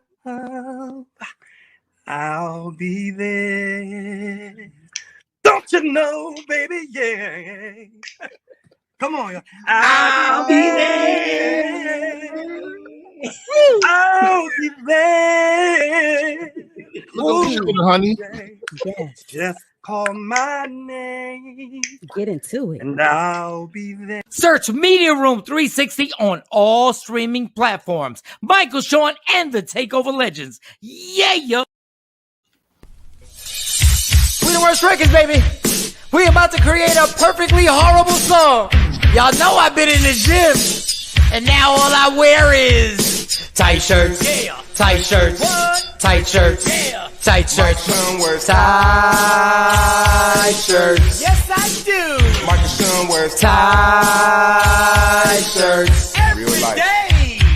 I wear tight shirts because I'm working out some. And if I wear the right size, you won't see none of my little cuts in my arms or whatever. Short sleeve tight shirts in any type of weather. People talking trans when they see me in the street. Your shirt's so tight, we can see your heartbeat. Man, clown me if you want, I'm sticking to my guns. And when December comes, it's gonna be fun. You can crack jokes and treat me like a jerk, but one day you'll see my six-pack right through my shirt. And even if I wanted to, I just can't stop. I just might rock an Ezekiel crop top. Whoa. What? Did I take it too far? What? Yes. Whatever. Tight shirts in the morning at work and when I grieve. I even wear tight pajama tops when I sleep. Tight shirts. Tight shirts. Yeah. Tight shirts. Come on. Tight shirts. Come on. Tight shirts. Come on. Tight shirts. Every day. Mike Shawn wears tight shirts. To the gym or wherever. tight shirts. Tight shirts, tight shirts, tight shirts, tight shirts, Michael Shawn and We the Worst Records, Pluto, Aristotle, and P Skills have just destroyed or created another perfectly horrible song. Yeah. Check out the next single, Grown Man Wearing Skinny Jeans.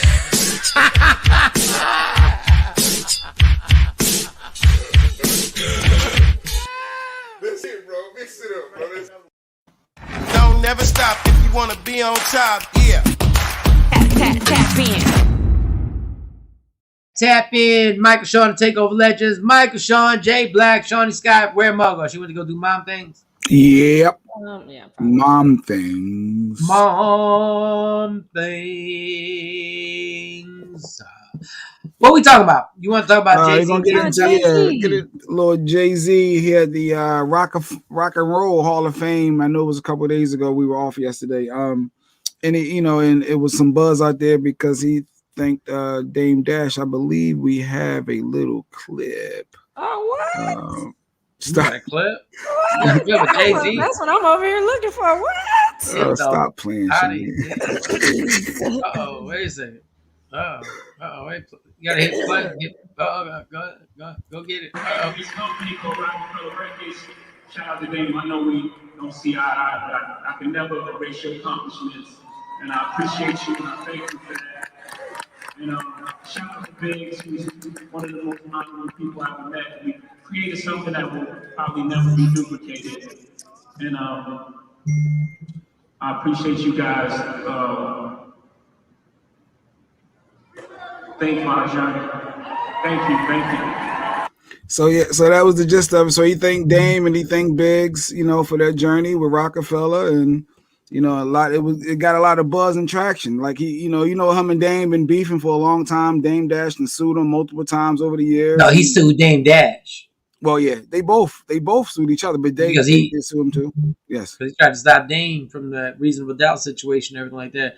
Hey, Dame deserves. Good morning, all. Welcome back, sis. Why is Mike in the no? That's a whole different thing. Action? I can't even fix the color on my screen. Actually. I can't. Even, I was trying all. I can't even get the regular. I'm almost Dominican right now. But But yeah, he was such a vital part. Like, you know, we know them from these days. Like, we know them from the Jay and Dave. Look at Jay. Oh, look at Jay. Stop it. Well, we gotta give. Jay Black, that is. Oh yeah, you've been gone, Shawn. I had to figure out how to put up pictures and clips. Putting pictures up. Yeah. God, get on IG Live, y'all. They look. The truth be told, like Dame should have been there. You said Dame tripping? No, Dame should have been there. Yeah. He should have been at that induction. Well, if they beefing, how can he be there? They haven't squashed their beef, so it's still problems there. Dog. Yeah.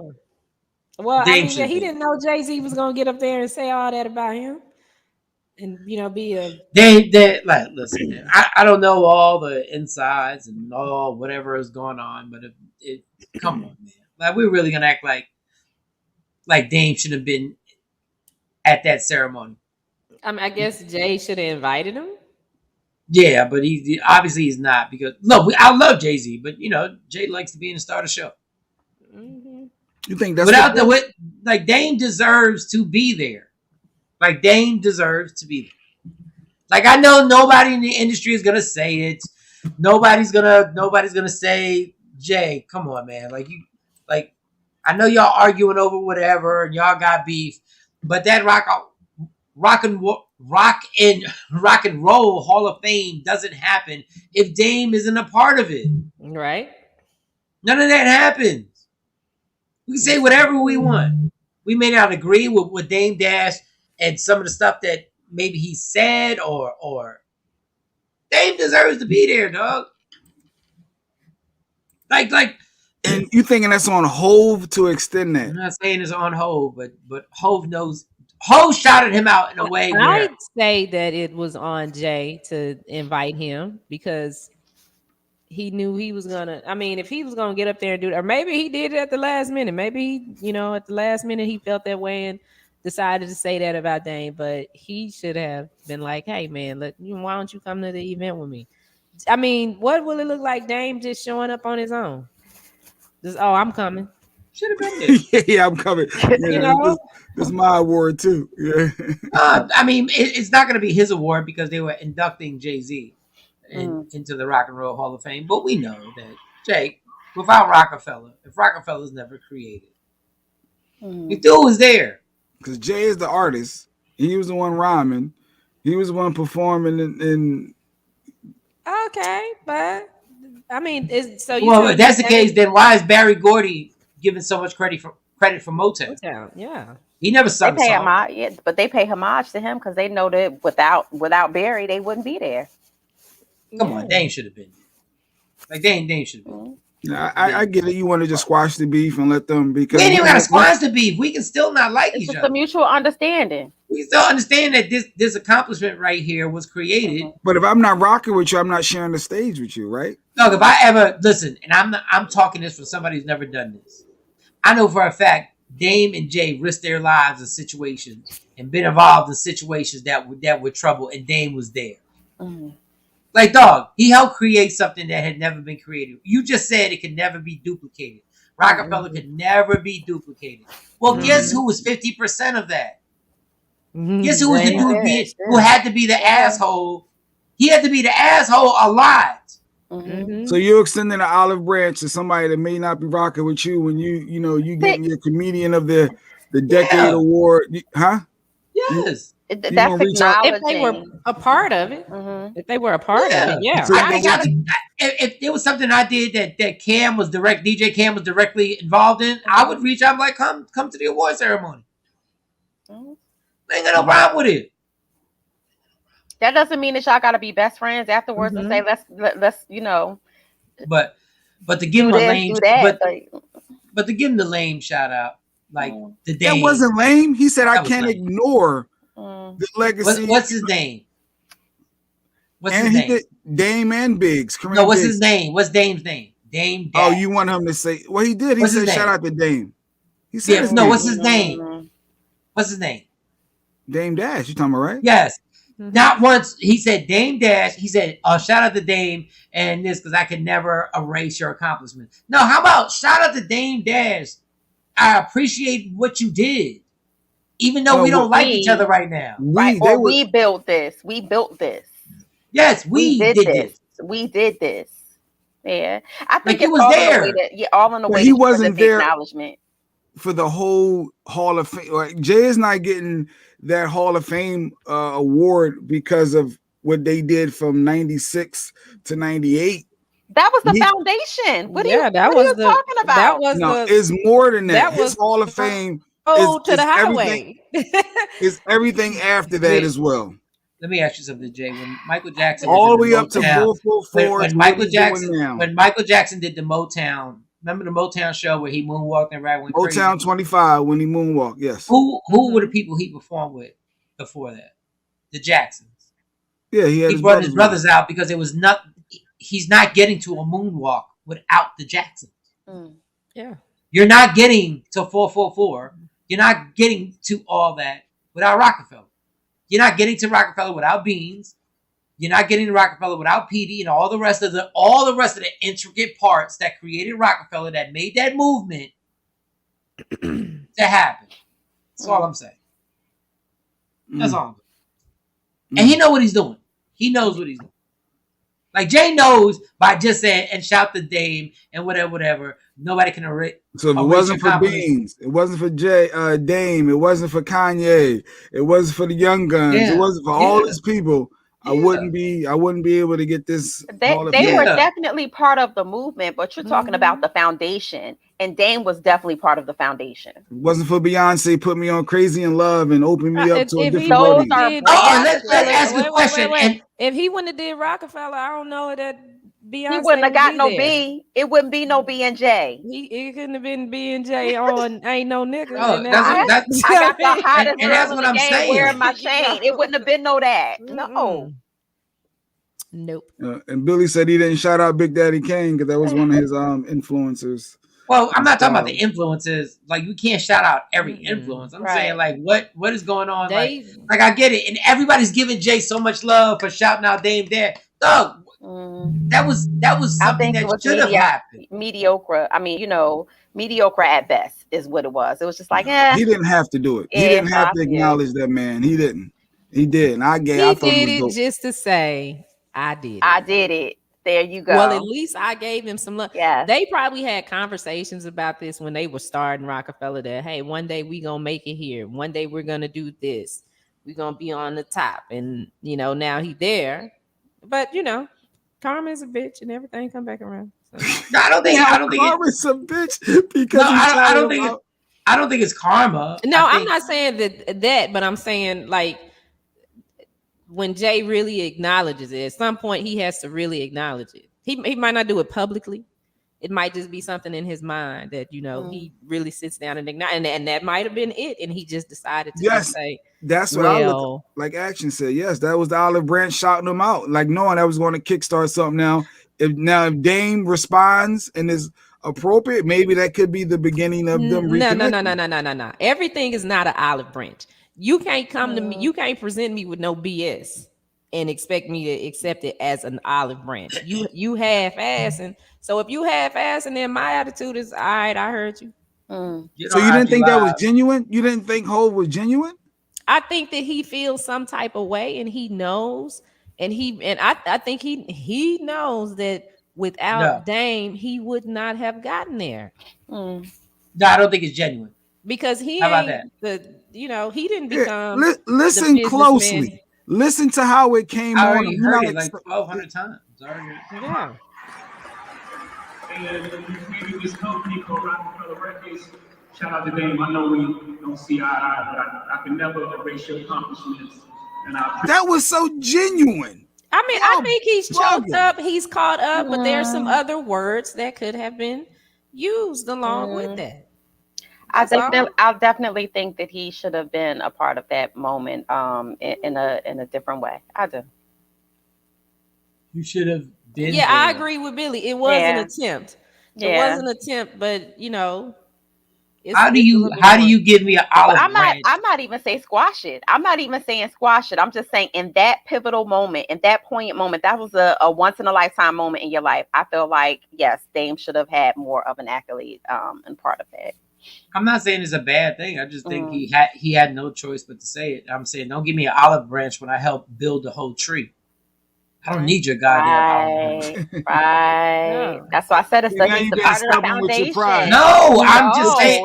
But he's part of the foundation. Dame is part of that foundation. You cannot slice it. It ain't that he contributed or he would helped him through a rough patch. No, he was part of your foundation. Period. Point blank. And you know, I don't know them personally, but just like from watching them in interviews and listening to them talk, it's my belief that Dame is really the business person. Like it seems like he was the person that was able to orchestrate and maneuver through the deals. Jay is a good front man. He can put him out in the front to, you know, do all the tap dancing and stuff. But when but that's not correct because Jay-Z turned out to be the real business. It turned out to be. That's what I'm saying. But when you listen to them talk, when I watch Dame interview and listen to him talk about putting things together, he know what he's doing. Like I would love to work with him. He's a little harsh, but I think that I will walk away with some stuff. I think I will walk away with something from Jay too. But I think like from as far as like building the foundation and listening to it and watching everything that they did from back then, it seemed like Dame is the one that had better control of it. Dame is the poster child for loud mouths who killed themselves.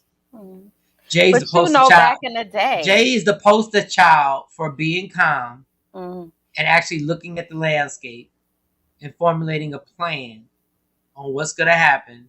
And I do not have to be the loudest person in the room to be dope. I think Jay's never been the loudest student. I think Jay is an excellent student. No. But you say he's the student. Jay was the drug dealer. Let's be clear. Jay. Before we say Jay was the drug dealer, Jay was the one who ran down VA, copping that money to get the money to. So the businessman was the loudest person. And I believe Dame to the point should have been there. That's all I'm saying. I believe Dame has never been half the businessman Jay-Z has been. He's never been. Now, does that mean Jay-Z is the most manipulative person that we probably have ever seen top 5 that are alive? Yes, but that's what businessmen are. So is Bill Gates. So is Mark Zuckerberg. So is the rest of them. Jay's on that level of businessman. But don't deny that Dame got him in the room with people. That's what I'm saying.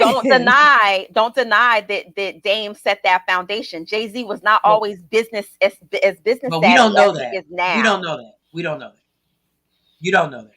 We're just talking out. We don't know that. We don't.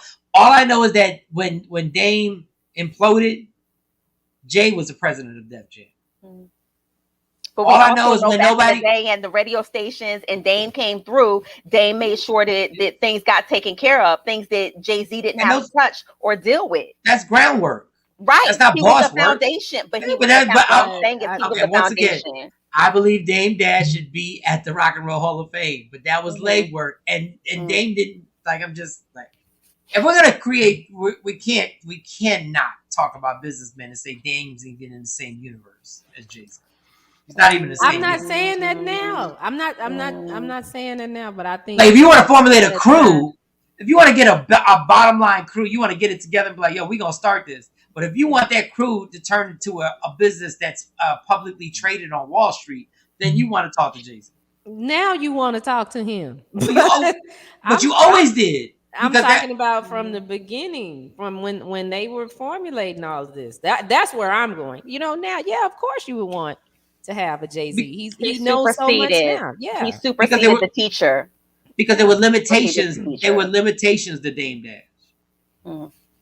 he created his own limitations. Absolutely, he did, but that's not to say that he doesn't have the knowledge.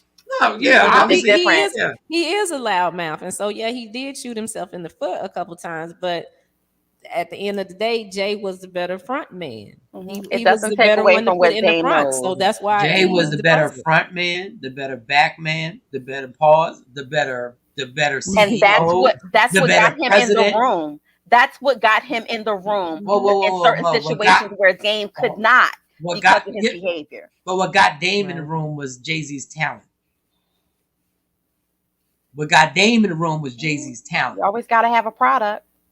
I mean, they were a product good ain't team. Gonna sell itself either. Like yes, it was one without the other. I don't think would have accomplished what they've accomplished at this point. I think Dame should have been there, but I think Dame should have been there. I think Jay-Z was a little.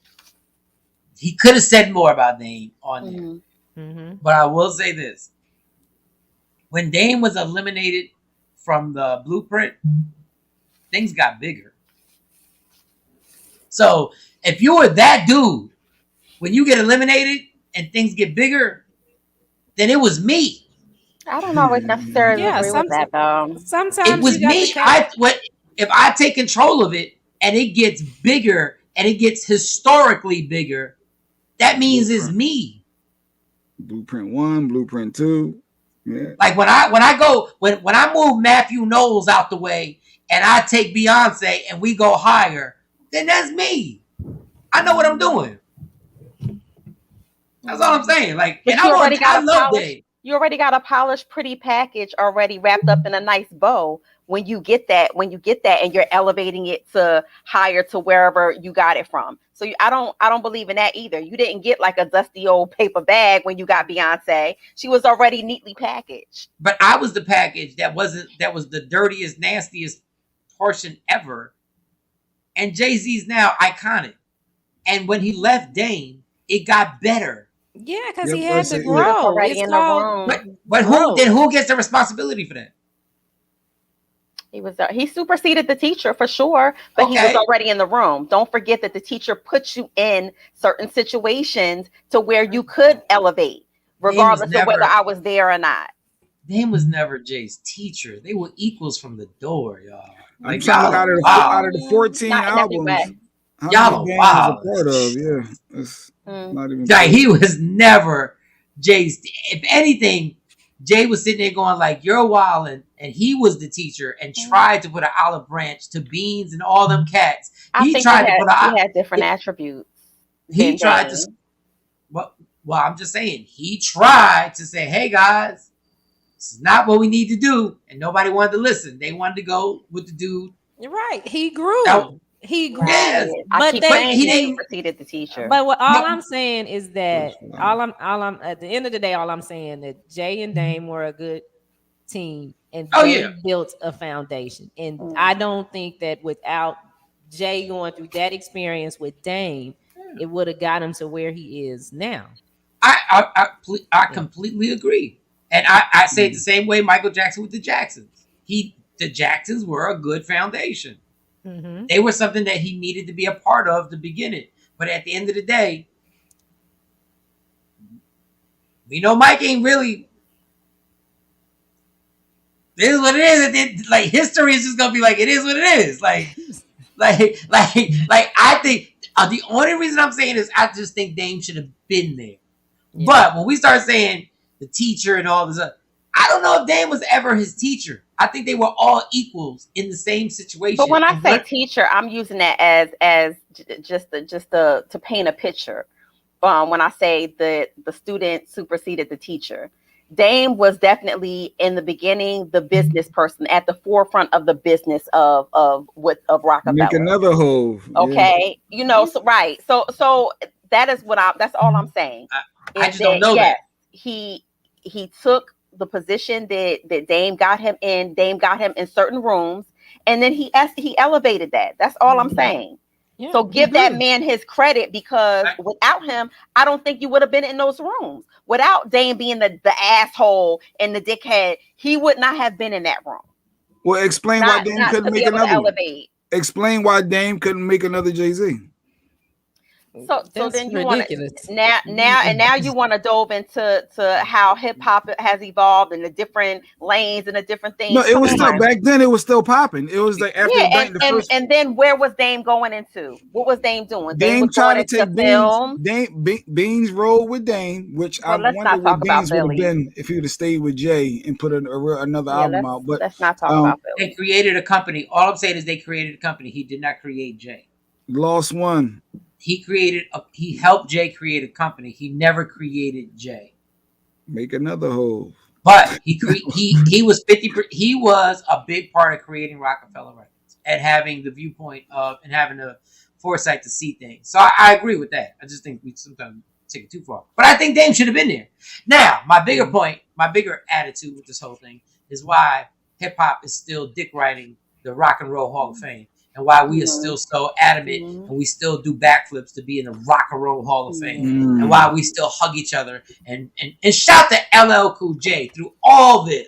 It's kind of like saying we've arrived. Why is that the point that you say that you've arrived because you made it there? The white folks accept us. The white folks told us we're dope. Now, and then I just want to shout out LL Cool J because he gets... We're not going to look what LL Cool J did. Yeah. Dog, LL Cool J. Technically speaking, I know y'all gonna jump, especially Jay. Jay-Z has never been as hot as LL Cool J was. When I talk about no woman, he was the first superstar rapper ever. Run DMC was the first superstar rap group. LL was the first individual rapper to ever be a star like that. The dude made a slow jam. Mm-hmm. I need love. Jay is obviously when I'm alone in my room. Stare at the wall. Jay is obviously in a different way, so much bigger when he wrote that. than LL. But at LL's height, LL literally was that rock star where chicks was yelling over. He was a superstar. Throwing panties on a stage. All of that. I had his poster on my wall. So ladies love Cool J. Lick 'em low, Cool J. Was that his name?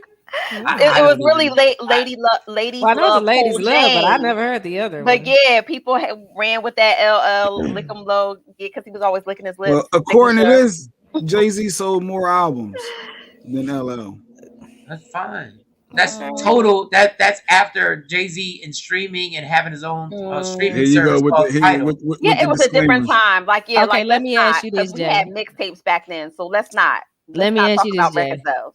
Before Jay-Z hooked up with Beyonce, who was more recognizable, LL Cool J? Wait a minute, Jay had 125 million versus only 20 million LL worldwide. It's not even close.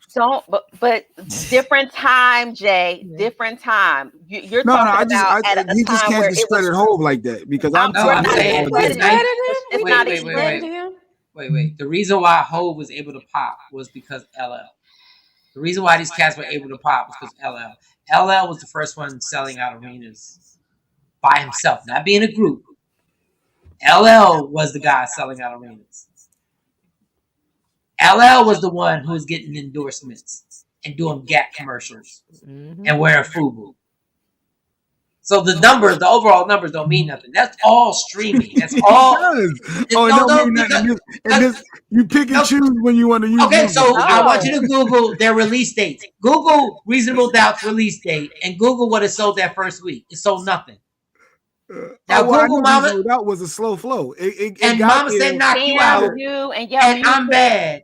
These are albums that couldn't be streamed back then. You had to go to the record store. Come on, you go to the record programming. No, I'm team. If I gotta watch a concert, you only got to pick one between LL and Hov. Who are you picking? I want LL. Well, at this point, I want to see LL because I've seen Jay-Z so many times. I want LL. He gonna come out and just stand on the stage and have a screen up there with some graphics. Yeah, and LL gonna be holding himself. He gonna be going around dancing. Yeah, I want to see. I need LL LL at this point. I've seen Jay-Z like 4 times. And LL definitely his stage presence, his whole command of the stage is definitely. I like that show. But LL hit the city. The reaction to the city in the 90s what Jay-Z is different. Like Jay-Z compounds everything. Jay-Z goes, I got this, I got that, and he slow flows you to death. He goes like this. My girl never was like stressed to see Jay-Z. She was never stressed to see Jay. She was like we going to see the Jay-Z concert. Until Jay-Z and Beyonce went on tour, which was genius, of course. Yeah. Again, that was genius. That's called being the businessman. The genius was them two going out on tour. Now, as an all-around artist, Jay-Z's impact is you can't fight it. It's bigger than everybody. It's because it's business, it's fashion, it's music, it's his wife, it's his kids, it's everything. It's sneakers. Like Jay-Z overwhelms you. I'm just saying. Shawn Carter's. Remember S. Carter? Yes. We had. And I'm just saying, but when they are just rappers, before all the businesses, LL was hotter than Jay.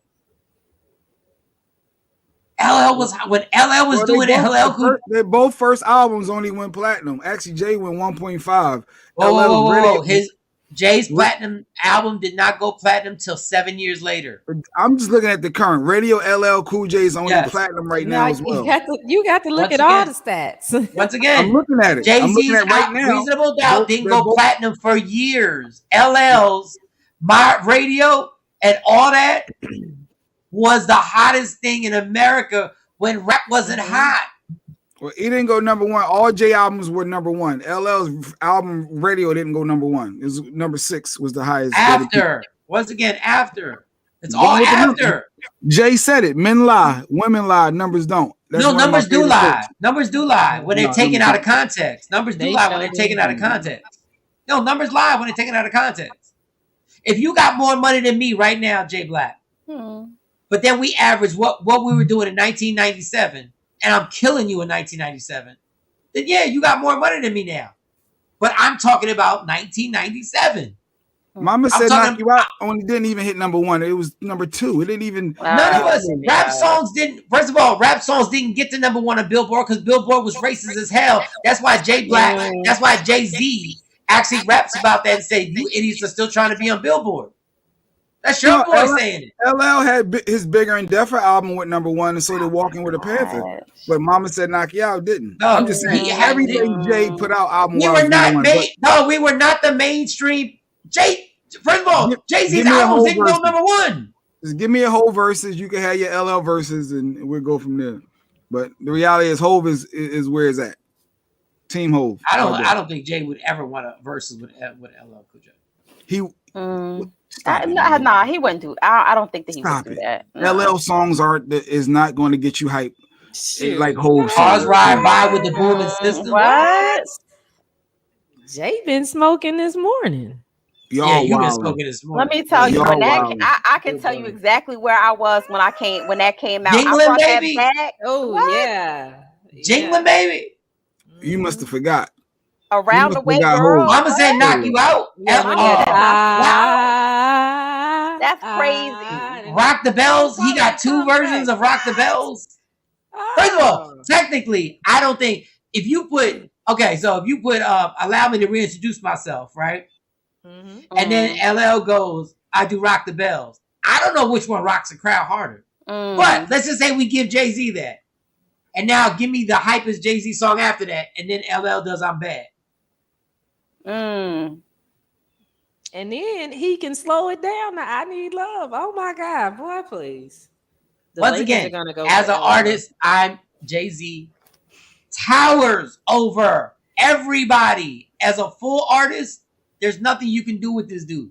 I'm saying in increments of time. That's how I'm asking you to public service announcement. Sponsored by Just Blaze. But I would enjoy that. I just said that. That would be a nice versus though. That would be a. I just said that. Yeah. I'm sorry.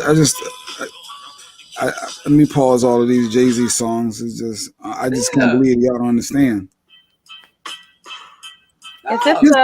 Hove's 14 albums, all number 1, smash.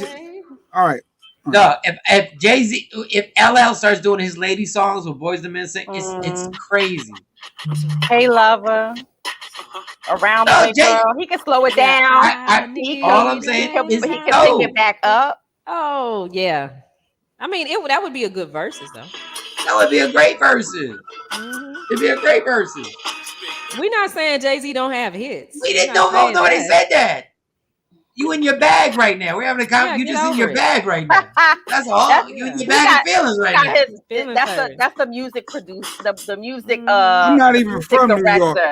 That's the music director, Jay Black. I need the real Jay Black.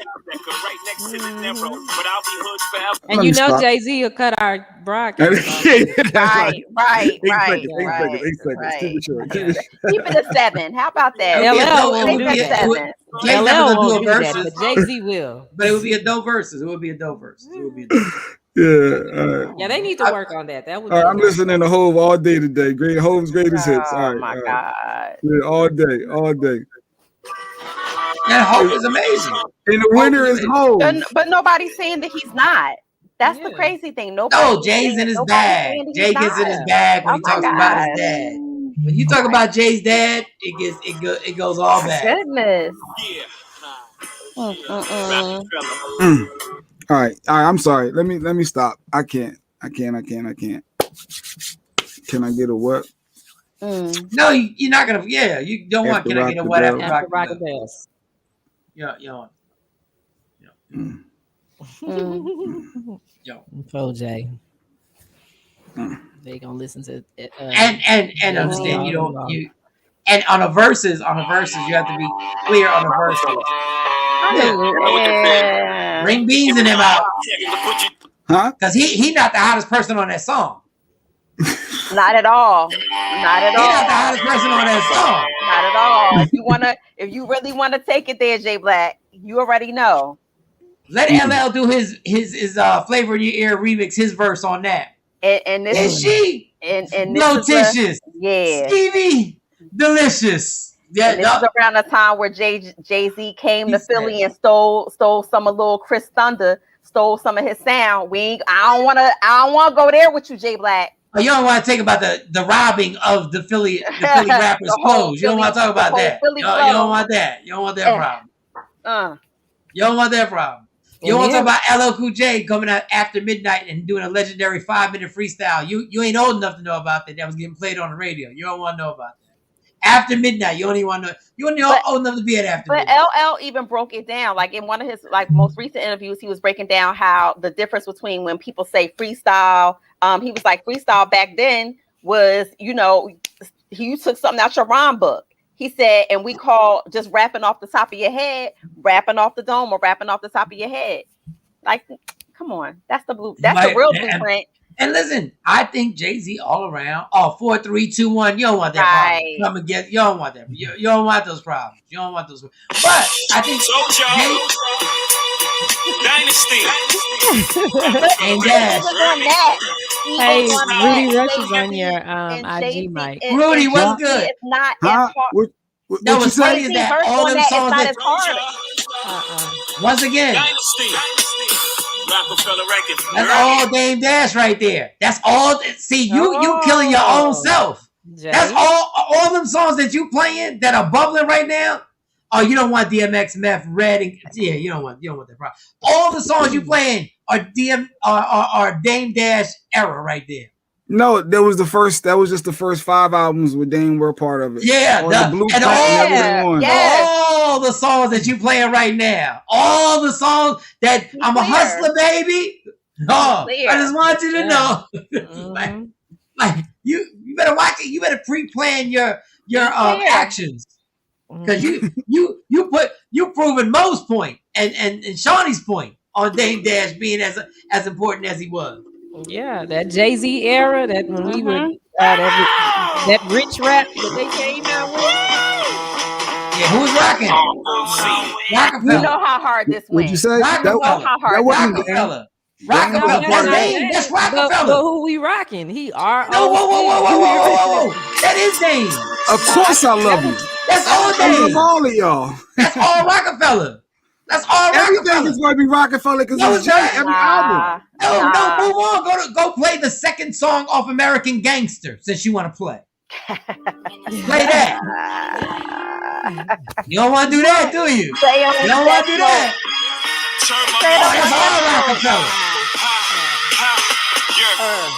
Truth be told, the hardest songs Jay-Z ever did was Rockefeller.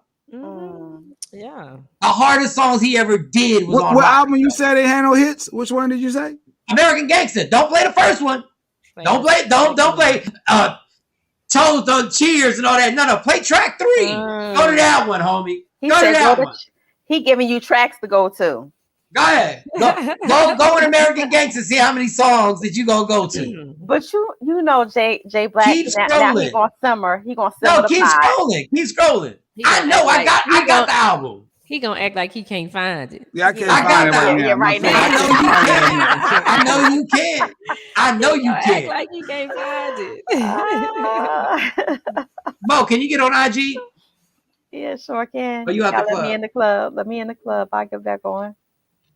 We know Jay can't get on because he playing music on. Yeah, no, Jay ain't doing that. Oh, that's when he retired from Rockefeller. That's when he was going to retire from Rockefeller. That's when he was going to. That was the retirement. Are you not entertained? All that. Is that not why you are here?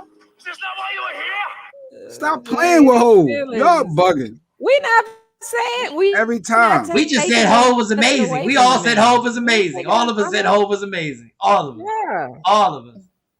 But play a song after Rockefeller. I would love to sit down and be able to pick his brain.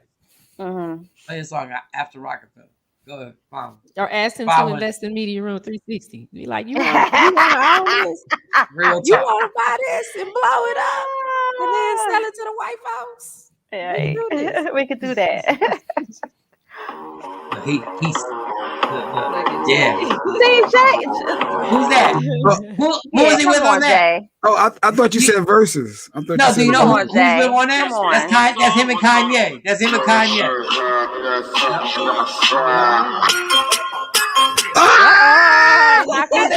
Whoa. Who's that? Who's he with? Hold on. Who's he with again? Who's he with on that? Oh, Kanye, yeah. He's a master businessman. He's a master businessman. Oh, I need to have you know what? Who's he with on that? Who's he with on that? Who's he with on that? You said Kanye. Oh, Kanye. I just grabbed that album. Wait a minute. You gotta say thank you to singing. Oh, what up, Mama? Thank you. Thank you. I appreciate you. Thank you. First off, none of us are not saying Jay-Z is amazing. Jay-Z is amazing. I just said Jay-Z killed. You ain't taking nothing away from Jay-Z. But, I said Jay-Z. Jay Black needs to concede. I said Jay-Z over the years is so amazing that he has so much that it's hard. Nobody can really compete with his career. I'm saying in the 90s, just on rap. Yeah, run that back. But he just on rap. LL. People are going to forget how hot LL was. They're going to forget how hot LL was before the beast of the internet, before the beast of being accepted on Billboard records and all that. Niggas in Paris was our workout song. Oh, no. That song is amazing. That's Kanye. Yeah. Let me tell you. Okay. Kanye is both of them. That's Kanye producing. That's Kanye producing. We Let me tell you who Jay-Z. Hold on. Let me tell you who Jay-Z don't want to versus with. Kanye. Let me tell you who Jay don't want to versus with. You want to just play songs? You want to play? No, we'll get to the collaborations with Rihanna, Diamonds Are Forever, and we'll get to all that. We'll get to Carrie Hill. We won't even get into the hard song. We want to get into his album. Jay don't want a versus with Kanye West. Matter of fact, there are very few who want a versus with Kanye West. Kanye West got too many songs he produced and wrote. Oh, now you done set the phone down. You're not gonna get on. Look, he done set his phone down. Well, I mean, the reality is, I'm Team Hov in any verses. I'm being honest. There's outside of a Michael Jackson, because that's just a whole different lane. Like I'm Team Hov when you talking about the hip hop aspect. When you talking about hip hop, Team Hov lost to Nas straight up head to head. Nas is not keeping up with Hov in the verse. Nas killed him. You want to talk about that? Nas killed him. So let's see. And Jay-Z ever watches this? Jay-Z, we think you are probably the most amazing rapper historically. You're taking nothing away from him. It's just that Jay just gets annoying when he starts riding for dudes, and he's like Jay lost the battle with Nas. Hit Jay on the IG. And let's not talk about you from Philly. You are from Philly. Let's not talk about how he switched up his flow and he took a lot of stuff from Philly. So you're not giving a lot of credit to where credit is due. Jay Black. We're not talking about the young Chris. We need to get young Chris on too. But why not? But why not? That was an integral part of the change of his sound, the cadence, all of that. You can't swipe that away like it didn't happen. And once again, I will repeat, Jay-Z's career probably is top 2 ever, and is still going. I was saying you have to take it in increments of when this stuff happened. Right. All this, and in verses, the verses is a very funny game. It's a vibe. It's a vibe because you don't want LL's energy on that stage. You don't want Busta's. That's why nobody wants to do a versus with Busta. Busta, I agree. Busta is definitely a problem. Yeah, Busta's a problem. And you can play you can play Jay-Z songs all you want. When Ether comes on, the battle is over. That shuts it down. The battle is over. It shut it down then, and it shuts it down now. You can do allow me to reintroduce yourself. You can do the battle is over. When I kill you in Dane. Yeah. Okay. Yeah, Jay. One song don't win a whole verse. And when he does, they shooting afterwards. Just go home. Just wrap it up.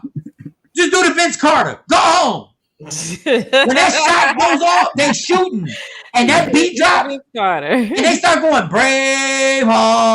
After he does either, shut it down. Jay Black, you was there. You was there for it all. So don't act like Ether was fire. No, Ether was fire. Okay, no. The world is mine. Stop playing. A New York State of Mind. You do New York State of Mind. See, you from Philly. And I wish Dr. Smith was on. Some of y'all Philly cats don't understand. You do New York State of Mind in New York, in a theater, in Brooklyn, anywhere. New York State of Mind. Let me take Brooklyn back because we can't do the battle in Brooklyn because Brooklyn will go crazy. For Jay-Z, it won't even be a fair battle. You got to do it in Madison Square Garden. You can't do it in Brooklyn. Neutral ground. Have they announced any upcoming verses? We haven't heard anything. Any new ones are confirmed yet? No, I the Rakim and Karis one. I don't even know what they're gonna do. I didn't even get to see that one. Yeah. Look. Oh, that's what it was. Okay. No, that shit was fire. That was the best verses ever. Other than Snoop Dogg and DMX, that was the best one. You think that was the best? Yes. I mean, outside of being a fan, like you think that was like the best show? Well, how do you judge something outside of being a fan? No, I mean like a super fan because I know that. No, I thought Kane was amazing. I thought Karis one was amazing. I thought the fact that it was organized, they went song for song and they were going back and forth. Right. The rest of the other, I don't know versus like other than Earth, Wind and Fire and the Isley Brothers. We ain't talking about Ron Isley and his fur coat. That's different. Ron Isley look good. He did. That's amazing. Yeah. Like I can't jump into that. That's a whole different. That's the king of sugar daddy. Yeah, I was like, Earth, Wind and Fire. Get it, Paw. Yeah, Earth, Wind and Fire.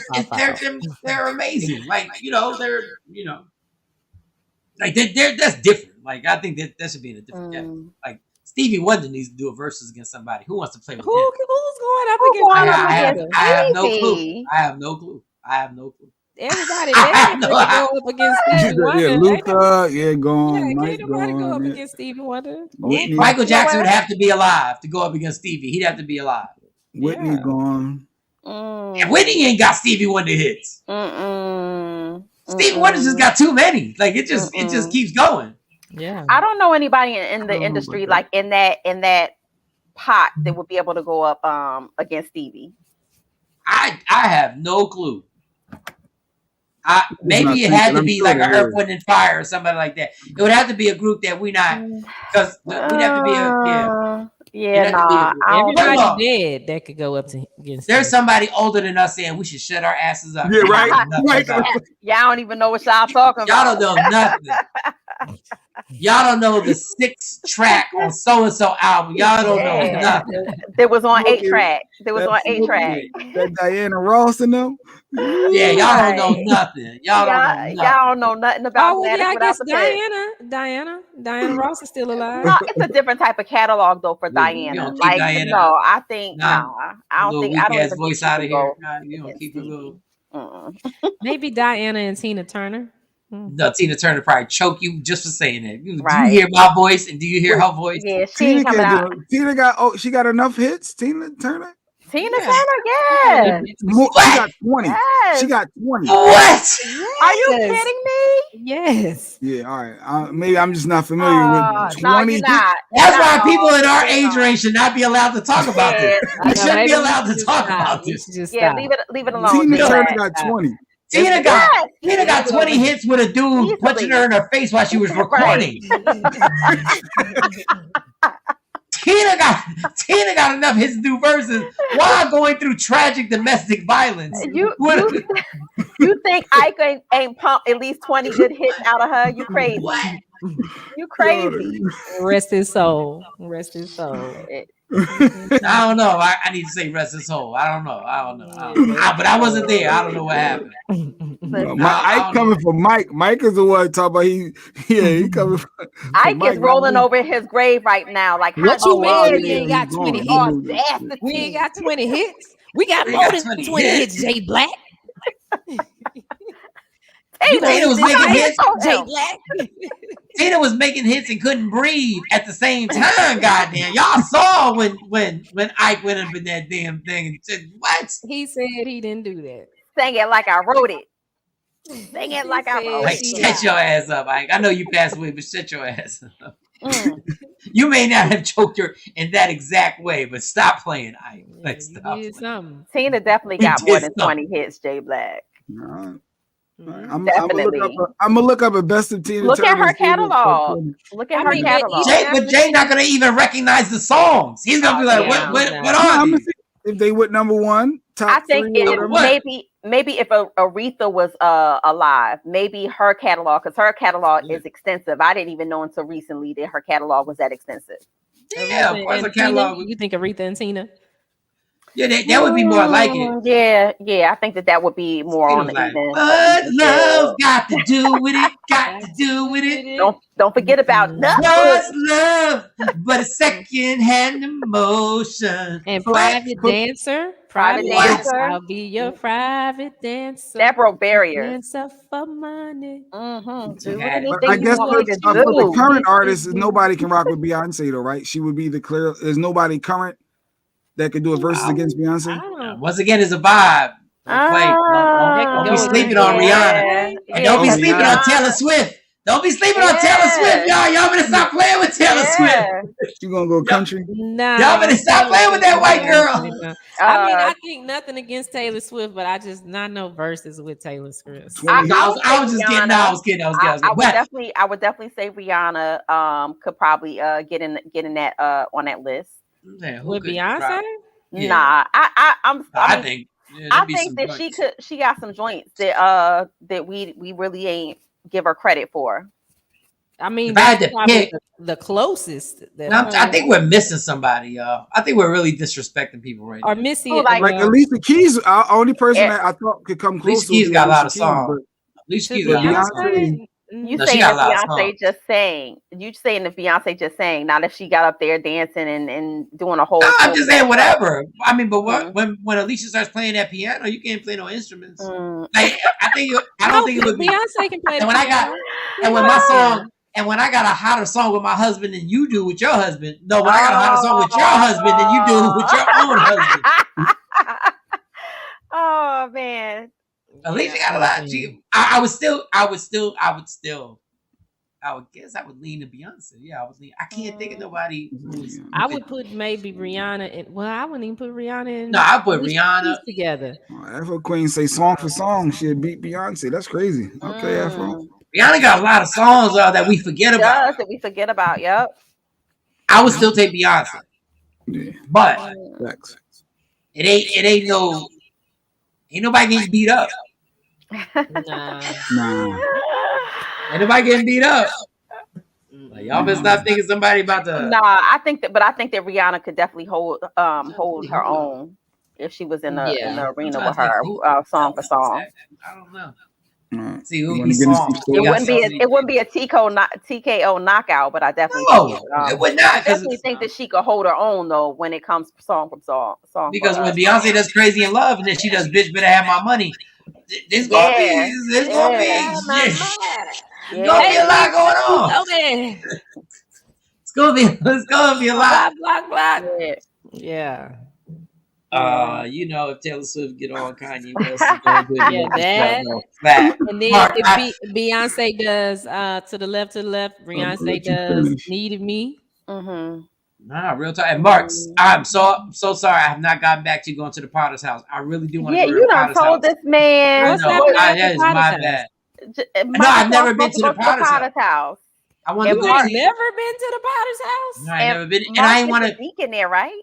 Isn't Mark a deacon? I think Mark's a deacon there. Because last time I went on StubHub, it was sold out. And I was like, damn. But Mark can get you in the door.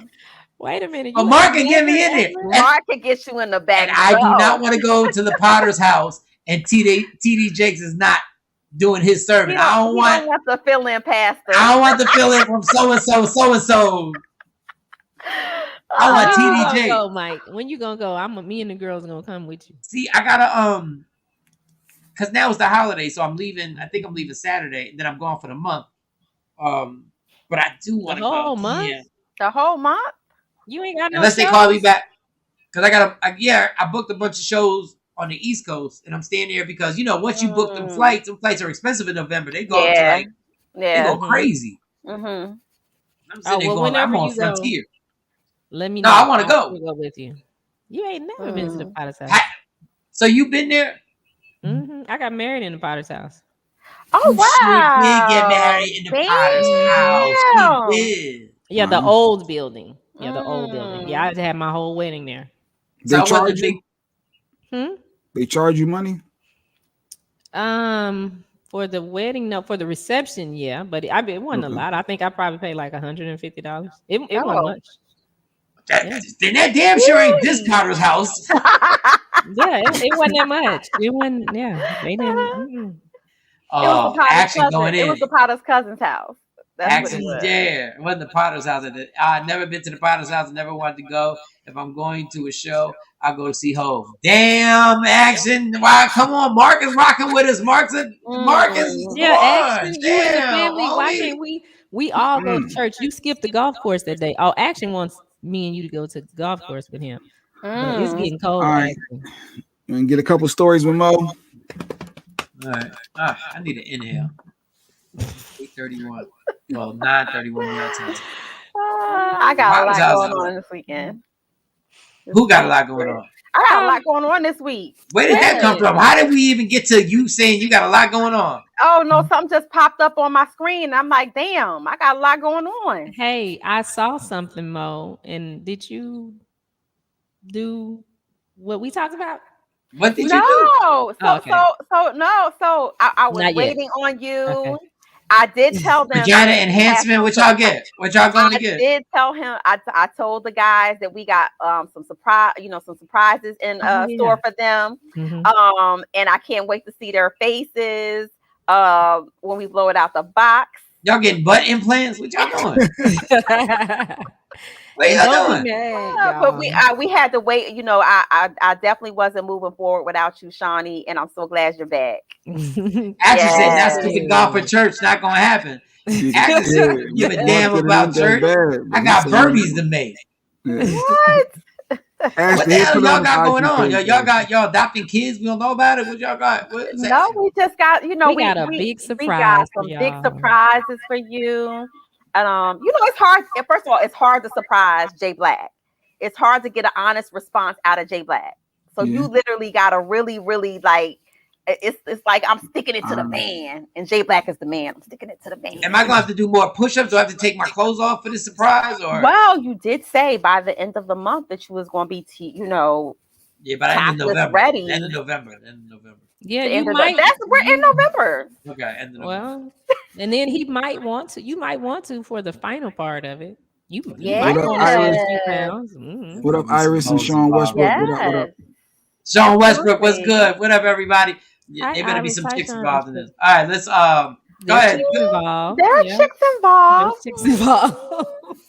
Yeah, but she said, but Shawnee got a devious laugh when she said this. So that means it's not exactly the way.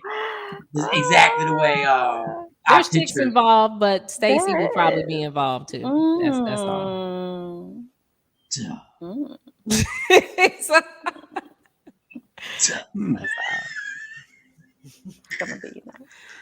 Yeah.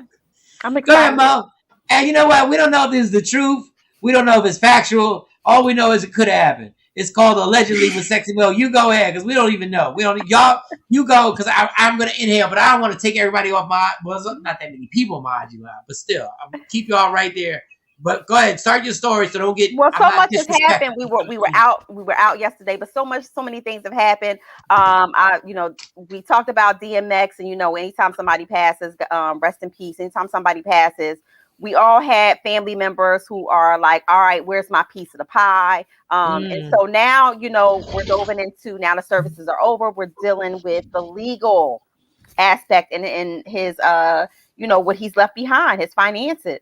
And so according to my reports, about 15 of his kids, after everything is said and done, they're probably only going to get maybe $25,000, if that, a piece as inheritance.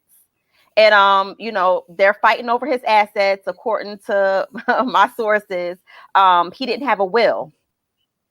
Mm-hmm. And so, his fiance, who he has a 5-year-old son with, she, basically put a petition in to, declare common law man and wife. And what I didn't know is that in some states, you have to claim it in another state or be recognized in another state in order for New York to recognize you, which I thought was crazy. But how yeah, much? Like the legal fees are mounting. They're probably going to only get, like, after everything is said and done, a mere $25,000 a piece. And $25,000 for each kid. It's like 15 kids, and they're basically saying because the legal fees are mounting, and his estate may have to pay over $500,000 in legal fees to settle the estate. They're saying that the estate is only worth $1 million.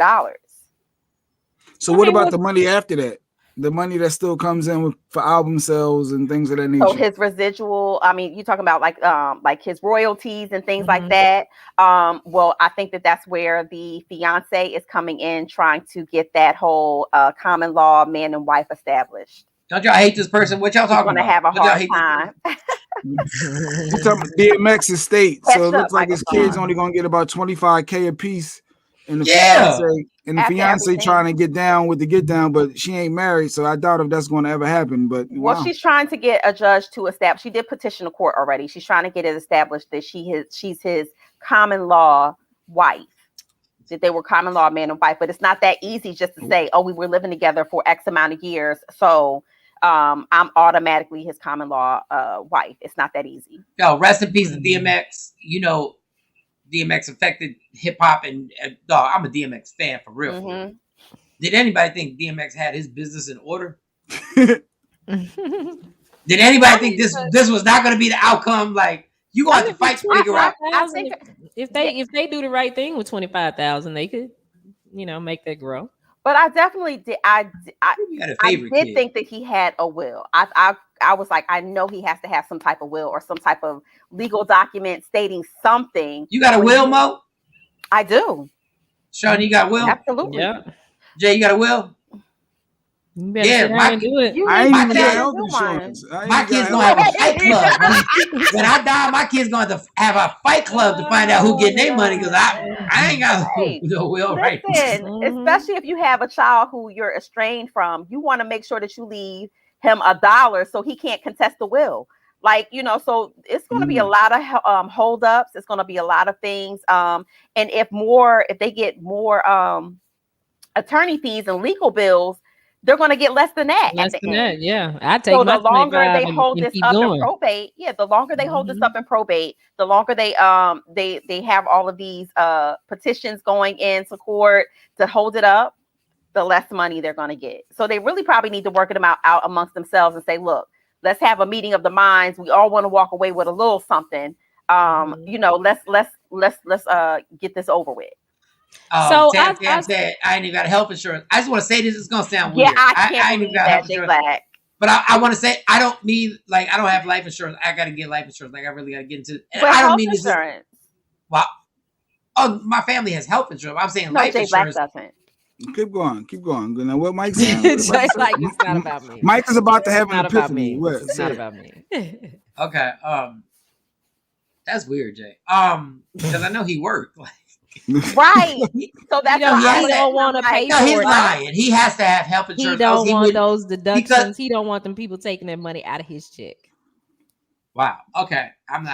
There's not enough time in the show. I'm not starting to go fund me. What happened to your ass, Jay Black? I'm just letting you know that right now. I just know. And I don't care how this sounds. I'm just gonna say it then. How the hell did my grandfather leave me more in his will than DMX's kids are gonna get in their will? Well, he has 15 kids divided amongst that. I mean, he got 15. He has 15 children. Now, y'all shouldn't even show up to the will meeting. If you got 15 kids, why even show up? All you getting is Dave and Buster things and stuff like that. That's to my point. That's to my point. You get a power play card. You have 15. You got 15 kids, and you have a fiance who is trying to stake her claim into this. And all y'all are doing is adding up more and more legal fees the longer y'all hold this up in probate court. Come together, figure out how much money is left on the table after y'all pay these lawyers, and look, secure the bag. Secure what's left of the bag. DMX got 15 kids. He got 15 kids. 15, yeah. Yeah. His last one is 5. Exodus, right? It's hard to his last child is 5 years old. Exodus, the one that he has with the fiance. It's hard to get people that are to wear condoms, addicted to drugs. No, that's addicted to drugs to do like the wheels and the life. Because I tried to do that with one of my cousins, and I'm like, okay, and he is a crackhead, like for real, and he used heroin. Actually, said like, number 15 is just getting an autograph seat. That's it. And that's forged. And I think that is why the fiance is trying to garnish the common law man and wife status, because she has to secure the bag for her child too. So I gotta get life insurance. I got to. Flesh of my tan, flesh of my flesh, blood of my blood. Or if you don't want to do life insurance, because like the life insurance, are you getting the life insurance so your kids can have the money? Yeah, just so the kids can have the money. Okay. Yeah, just so the kids can have the money, so that whatever. And get your pre-needs, and then that way they won't take that money out, because the funeral home is gonna try to take your life insurance. There's no funeral home. They're burning me up. Your mama ain't letting you. They still try to take your check. They still, because they gonna release it to the. It's something called decent burial like fee. So a certain amount of your life insurance policy does have to go to burying you, and then after that, the rest of it gets divvied up. Unless you do your pre-needs. If you do the pre-needs, then they get the check. Yeah, they light me up. We're not doing like a funeral home. I wish y'all would put me in a hot ass casket while I'm dead. I'm not even there. Like, you're not even gonna. There's some symbolism that people. I'm gonna need you to put this in writing, because your mama ain't even. My mom ain't gonna have nothing to say. I love my mom. Mom, I love you. Miss Adorno. Ain't none of them got nothing to say. She already said that you're not burning. Or are you gonna have a funeral service? No, just we're gonna go to the house. My ashes will already be there. Spend that $500, whatever it is, to burn me up, and put it in the little whatever the what's that thing called? Urn. Put it in the urn, and y'all chill. Y'all have a good time. Y'all eat food and crack jokes and say whatever you want. I'm gone, people. Like I want y'all to realize I'm dead. I'm not there. So and all y'all people saying like, yo, I know he's here. No, he's not. I need you to put that in writing. Yes. I need you to put that in writing because yeah, your mama ain't going for that. Yeah, and Jay Black. No, y'all need to go fund me to bury me. I'm telling y'all need to go fund. So make sure y'all support, help my wife, Lady Q, out. Unless the business take off, unless Woke Up Inspired take off. Yeah, you should need some help. And when y'all doing the ceremony in my house or whoever's house, whoever decides to do it, and y'all be like, we know Mike's watching right now. Listen, people. I'm not going to be watching up there in the big comedy show in the sky. Do you think I have no responsibility? The last thing I'm gonna do is sit and watch y'all. Y'all go enjoy yourselves. I'm going to explore this thing called the afterlife. I'm sure there's a lot going on. Like I'm out.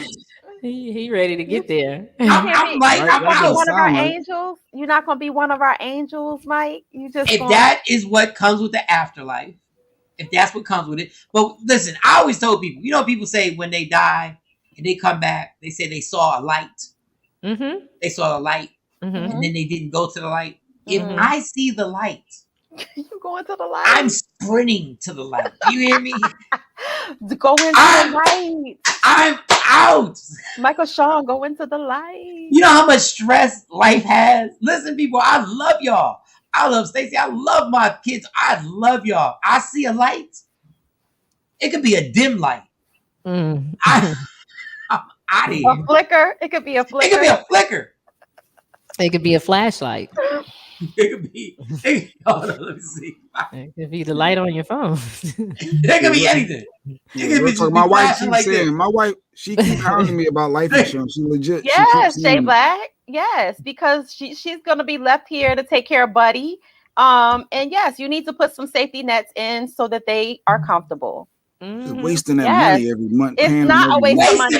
You're gonna have your wife driving Lyft and Uber like after you die. With Buddy in the back seat, with Buddy in the front seat. Like, come on. What? Go do a pre-needs then. And then that way it'll be paid for. Jay Black, you're terrible. That's not a waste of money. Jay said it's a waste of money. Jay, to set your family up. To set your family up is a waste of money. To set your Jay Black, like y'all, do you have ain't getting nothing. You got a good 401k? You got a good 401k? You got money saved? I did. I started that a couple years back. Not that long. I was late to that party. I was late. I didn't understand how they went with my money going somewhere else. So there are other options for you, Jay Black, since you started late, and you need to get on it and talk to the business bully or talk to the financial rebel about that. Have you been borrowing on the 401k? That's the question. Have you been siphoning some of the money? Yeah, I borrowed once. I did. Okay. That damn $4,000 mattress you got. I should have did for that. Yeah. That is hilarious. Maybe you ought to increase your percentage. Because do you do 7% in your company match? I did 5%. I just moved up to 5%. I knew it. I knew you weren't doing 7%. I was actually I was doing 2%. And then I was like, well, let me see, because they 100% match up to 5%. Let me go and get this free. Why? Now that I understood it a little bit better, I was like, okay, I'll up it to 5%. And they match that 100%? 100%, yeah. So that's they match it and you don't do it? I didn't understand it, Mike. I was an dollar for dollar. That means if I give you 500, you're gonna give me 500. I'm gonna have 1,000. And like that's a no-brainer. I never understood that money there was really mine. It's like, well, if I wonder why can't I just take it? They said, well, it's tax penalties, and it's like, well, what? It's a setup, it's a scam, and that's why I said abort mission.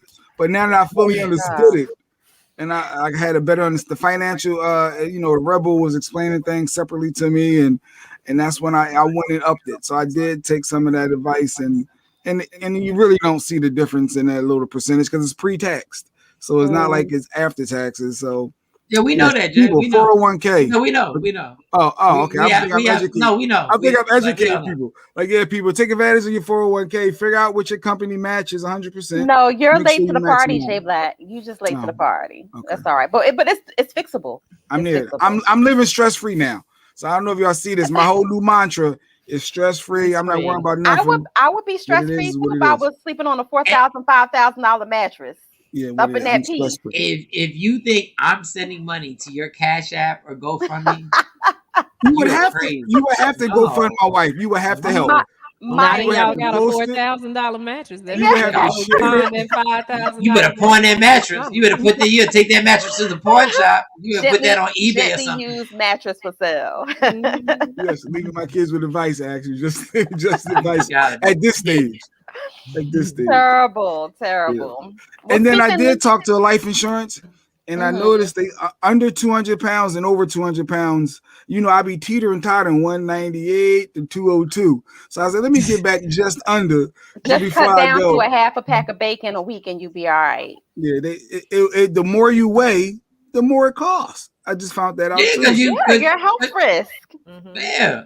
So I said, let me get back to the 190s and then I'll go take another look at it again. Because I'm like 3 summers ago, you was gonna pay double. Yeah, I was 260. No, I was 260. I was 260 2 summers ago. Yeah. He was husky. No way. He was husky. Nah. 2 summers ago, you was husky, Spanky. So I'm considering it. Like I said, literally, the wife complains literally at least once a week. She brings it up, make a big deal, and you know. So I'm a legit consider it. I really are. Pluto, what up? I see Pluto on here. What's good? All right. How much time we got? You got another story? Yeah. Well, so speaking of death, you know, over the Halloween weekend. We definitely know that Alpo was murdered. Who? Alpo. Paid in full. Drug kingpin from New York. Turned alleged informant on a lot of other drug kingpins back in the day. And yes, the movie is loosely based off of some points in his life too. I think Cameron played him in Paid in Full. Yeah. He played Alpo. I believe so. Yeah. Cameron. If we're clear that Cameron played Alpo and the other actor that played Richard Porter. Yeah. Can I just ask y'all this? All you rappers who are so anti-snitching, how can you be anti-snitching and then you cop a check to act in a movie for a personal snitch?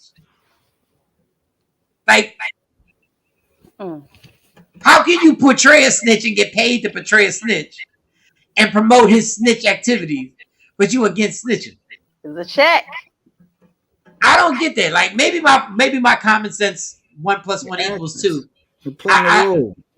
Okay. I was just wondering. I'm sure somebody has an excuse of like, how is it okay to be anti-snitching, but Jay-Z does the soundtrack to American Gangster that is about Frank Lucas, who at the end of the day snitches on everybody at the end of the movie. It's a check. Oh wow! So he was killed in a drive-by shooting as he sat in a 2017 Dodge Ram at 147th Street in Frederick Douglass. I didn't know he made a video documenting how he killed his friend in the car. Yes. You can go to YouTube. You can find it on YouTube. It's definitely up if you want to catch that. But it's crazy because you know people are mixed. Some people are saying that you know. Well, damn. Yeah. They shot him up. So they shot him. He tried to drive off, and he ended up crashing his vehicle and dying. So he did, and I thought he killed Rich Porter's son. Didn't he kill his friend's son also? Like I haven't seen. I think that was like his nephew. I think it was his brother or his nephew. One or the other. People were posting this almost like they were celebrating, yo. Like people were actually posting this they in a weird, it was a weird way. Back, you know, of course, back in the 80s, they said that, you know, he was a menace, you know, back when especially when the crack era first hit, they said that, you know, murder and mayhem and that, you know, it was more like karma than anything, but I don't wish death upon anybody because you can't come back from that. I think Action just wished it on Tekashi. I don't know. He said, how they kill him? And Tekashi's still walking around. Listen. Well, dog, it took the movie, the actual things that happened were in the 80s. He didn't get killed till 2021. So Tekashi got a good 30 years of chilling. Like it takes a minute. Yeah. Not that I'm for it. I don't give a damn. I'll snitch on everybody. Yeah, be clear, right? Yeah. Be clear. How get kicked out the club? I don't know. I saw you pop off. Yeah. Yeah, I'm always getting kicked out the club. But yeah, man. So you know, he's definitely he's a culture icon. I thought you were gonna say he's definitely dead. Well, that too. But he's a culture icon, and of course, I know that this was breaking news, so to speak. Everybody was talking about it. Yeah, everybody was talking. Right. Killed. Because of the manner that he was killed, it was just like, what? After all of this time, after everything has happened, now, and the irony of Halloween weekend, or whatnot. All right. Well, I guess rest in peace. So, rest in peace. I guess. I mean, there's certain people that died that you can there's certain people. But whose phone is that? I don't know. That sound like a phone. Oh, I'm like, what's going on? That sounds like somebody was about like one of the ladies was gonna moan. What is that? That sound like a. But Jay, he had insurance. Oh, he had insurance. So his kids are good. He had insurance. We don't know. No, his kids are absolutely fine. Like the funeral's taken care of. I can't. Right. Well, I'll tell you somebody who's not fine. I told you I've been following Pooh Shiesty's trial. He changed his plea to guilty. And all of this is stemming from that 2020 incident where he allegedly him and a co-defendant shot and robbed two guys in Miami. And then when the cops rolled up on Pooh Shiesty's house, they found basically the money in the bag that was stolen from the guys, and the serial numbers matched. And really, they found out because he had it on Instagram. So they had all kinds of photos and footage. So he's changed his plea to guilty. So let's see, where that leads. And I'm pretty sure they're working out something with the prosecutor. But yeah. Okay, so Alpo, Ashley got a comment with Alpo. She said he's been home since 2015. Yes. Could have been in protective custody in Maine. I don't want the Maine. Maine is lovely in the fall. But he did an interview with Queen's Flip, catch on YouTube. He said if they get him, it's supposed to happen. That's not how I live my life. Get me, it's supposed to happen. I will be in Maine. I'll be in Maine chilling. And he actually got out early because technically he was supposed to be locked up for about, I think 30. He got 35 years originally, and he got out on early release. How, I don't know. But yeah. No, but the actress said anyone named Pooh is not gonna do well in jail. The crazy thing is that Pooh Shiesty, the reason why he pled, I saw the lawyer on Vlad TV. The reason why he pled was because they was about to hit him with the boom bat. They was about to hit him with the 20. So they said the lawyer was like, looks like he could do 7 to 10. 7 to 10 years. That's better. That's better than 20. That's better than 20. So he rolled the dice. He changed his plea. He took a plea deal. Took a plea. Because when they got you, they got you. The Alphabet Boys don't come unless they got you, and unless they got concrete evidence. You might as well give it up. I don't get it though. If I plead guilty, you're gonna give me 7 to 10 years. But if I say I'm innocent, you're gonna give me 20. Just give me 7 to 10 years. You could face, because that's the maximum that the judge, when you go to sentencing, that's different. You can be found guilty of something, but when you go to sentencing, if they have worked out something with the prosecutor, of course, the judge will take that in consideration when he's doing the numbers, like the points, because everything is done on a point. Is it worth rolling the dice over? Is it worth rolling the dice? All you have to do is just be a rapper and just not be caught up in that. Yeah, I mean, look at NBA YoungBoy. He's still sitting.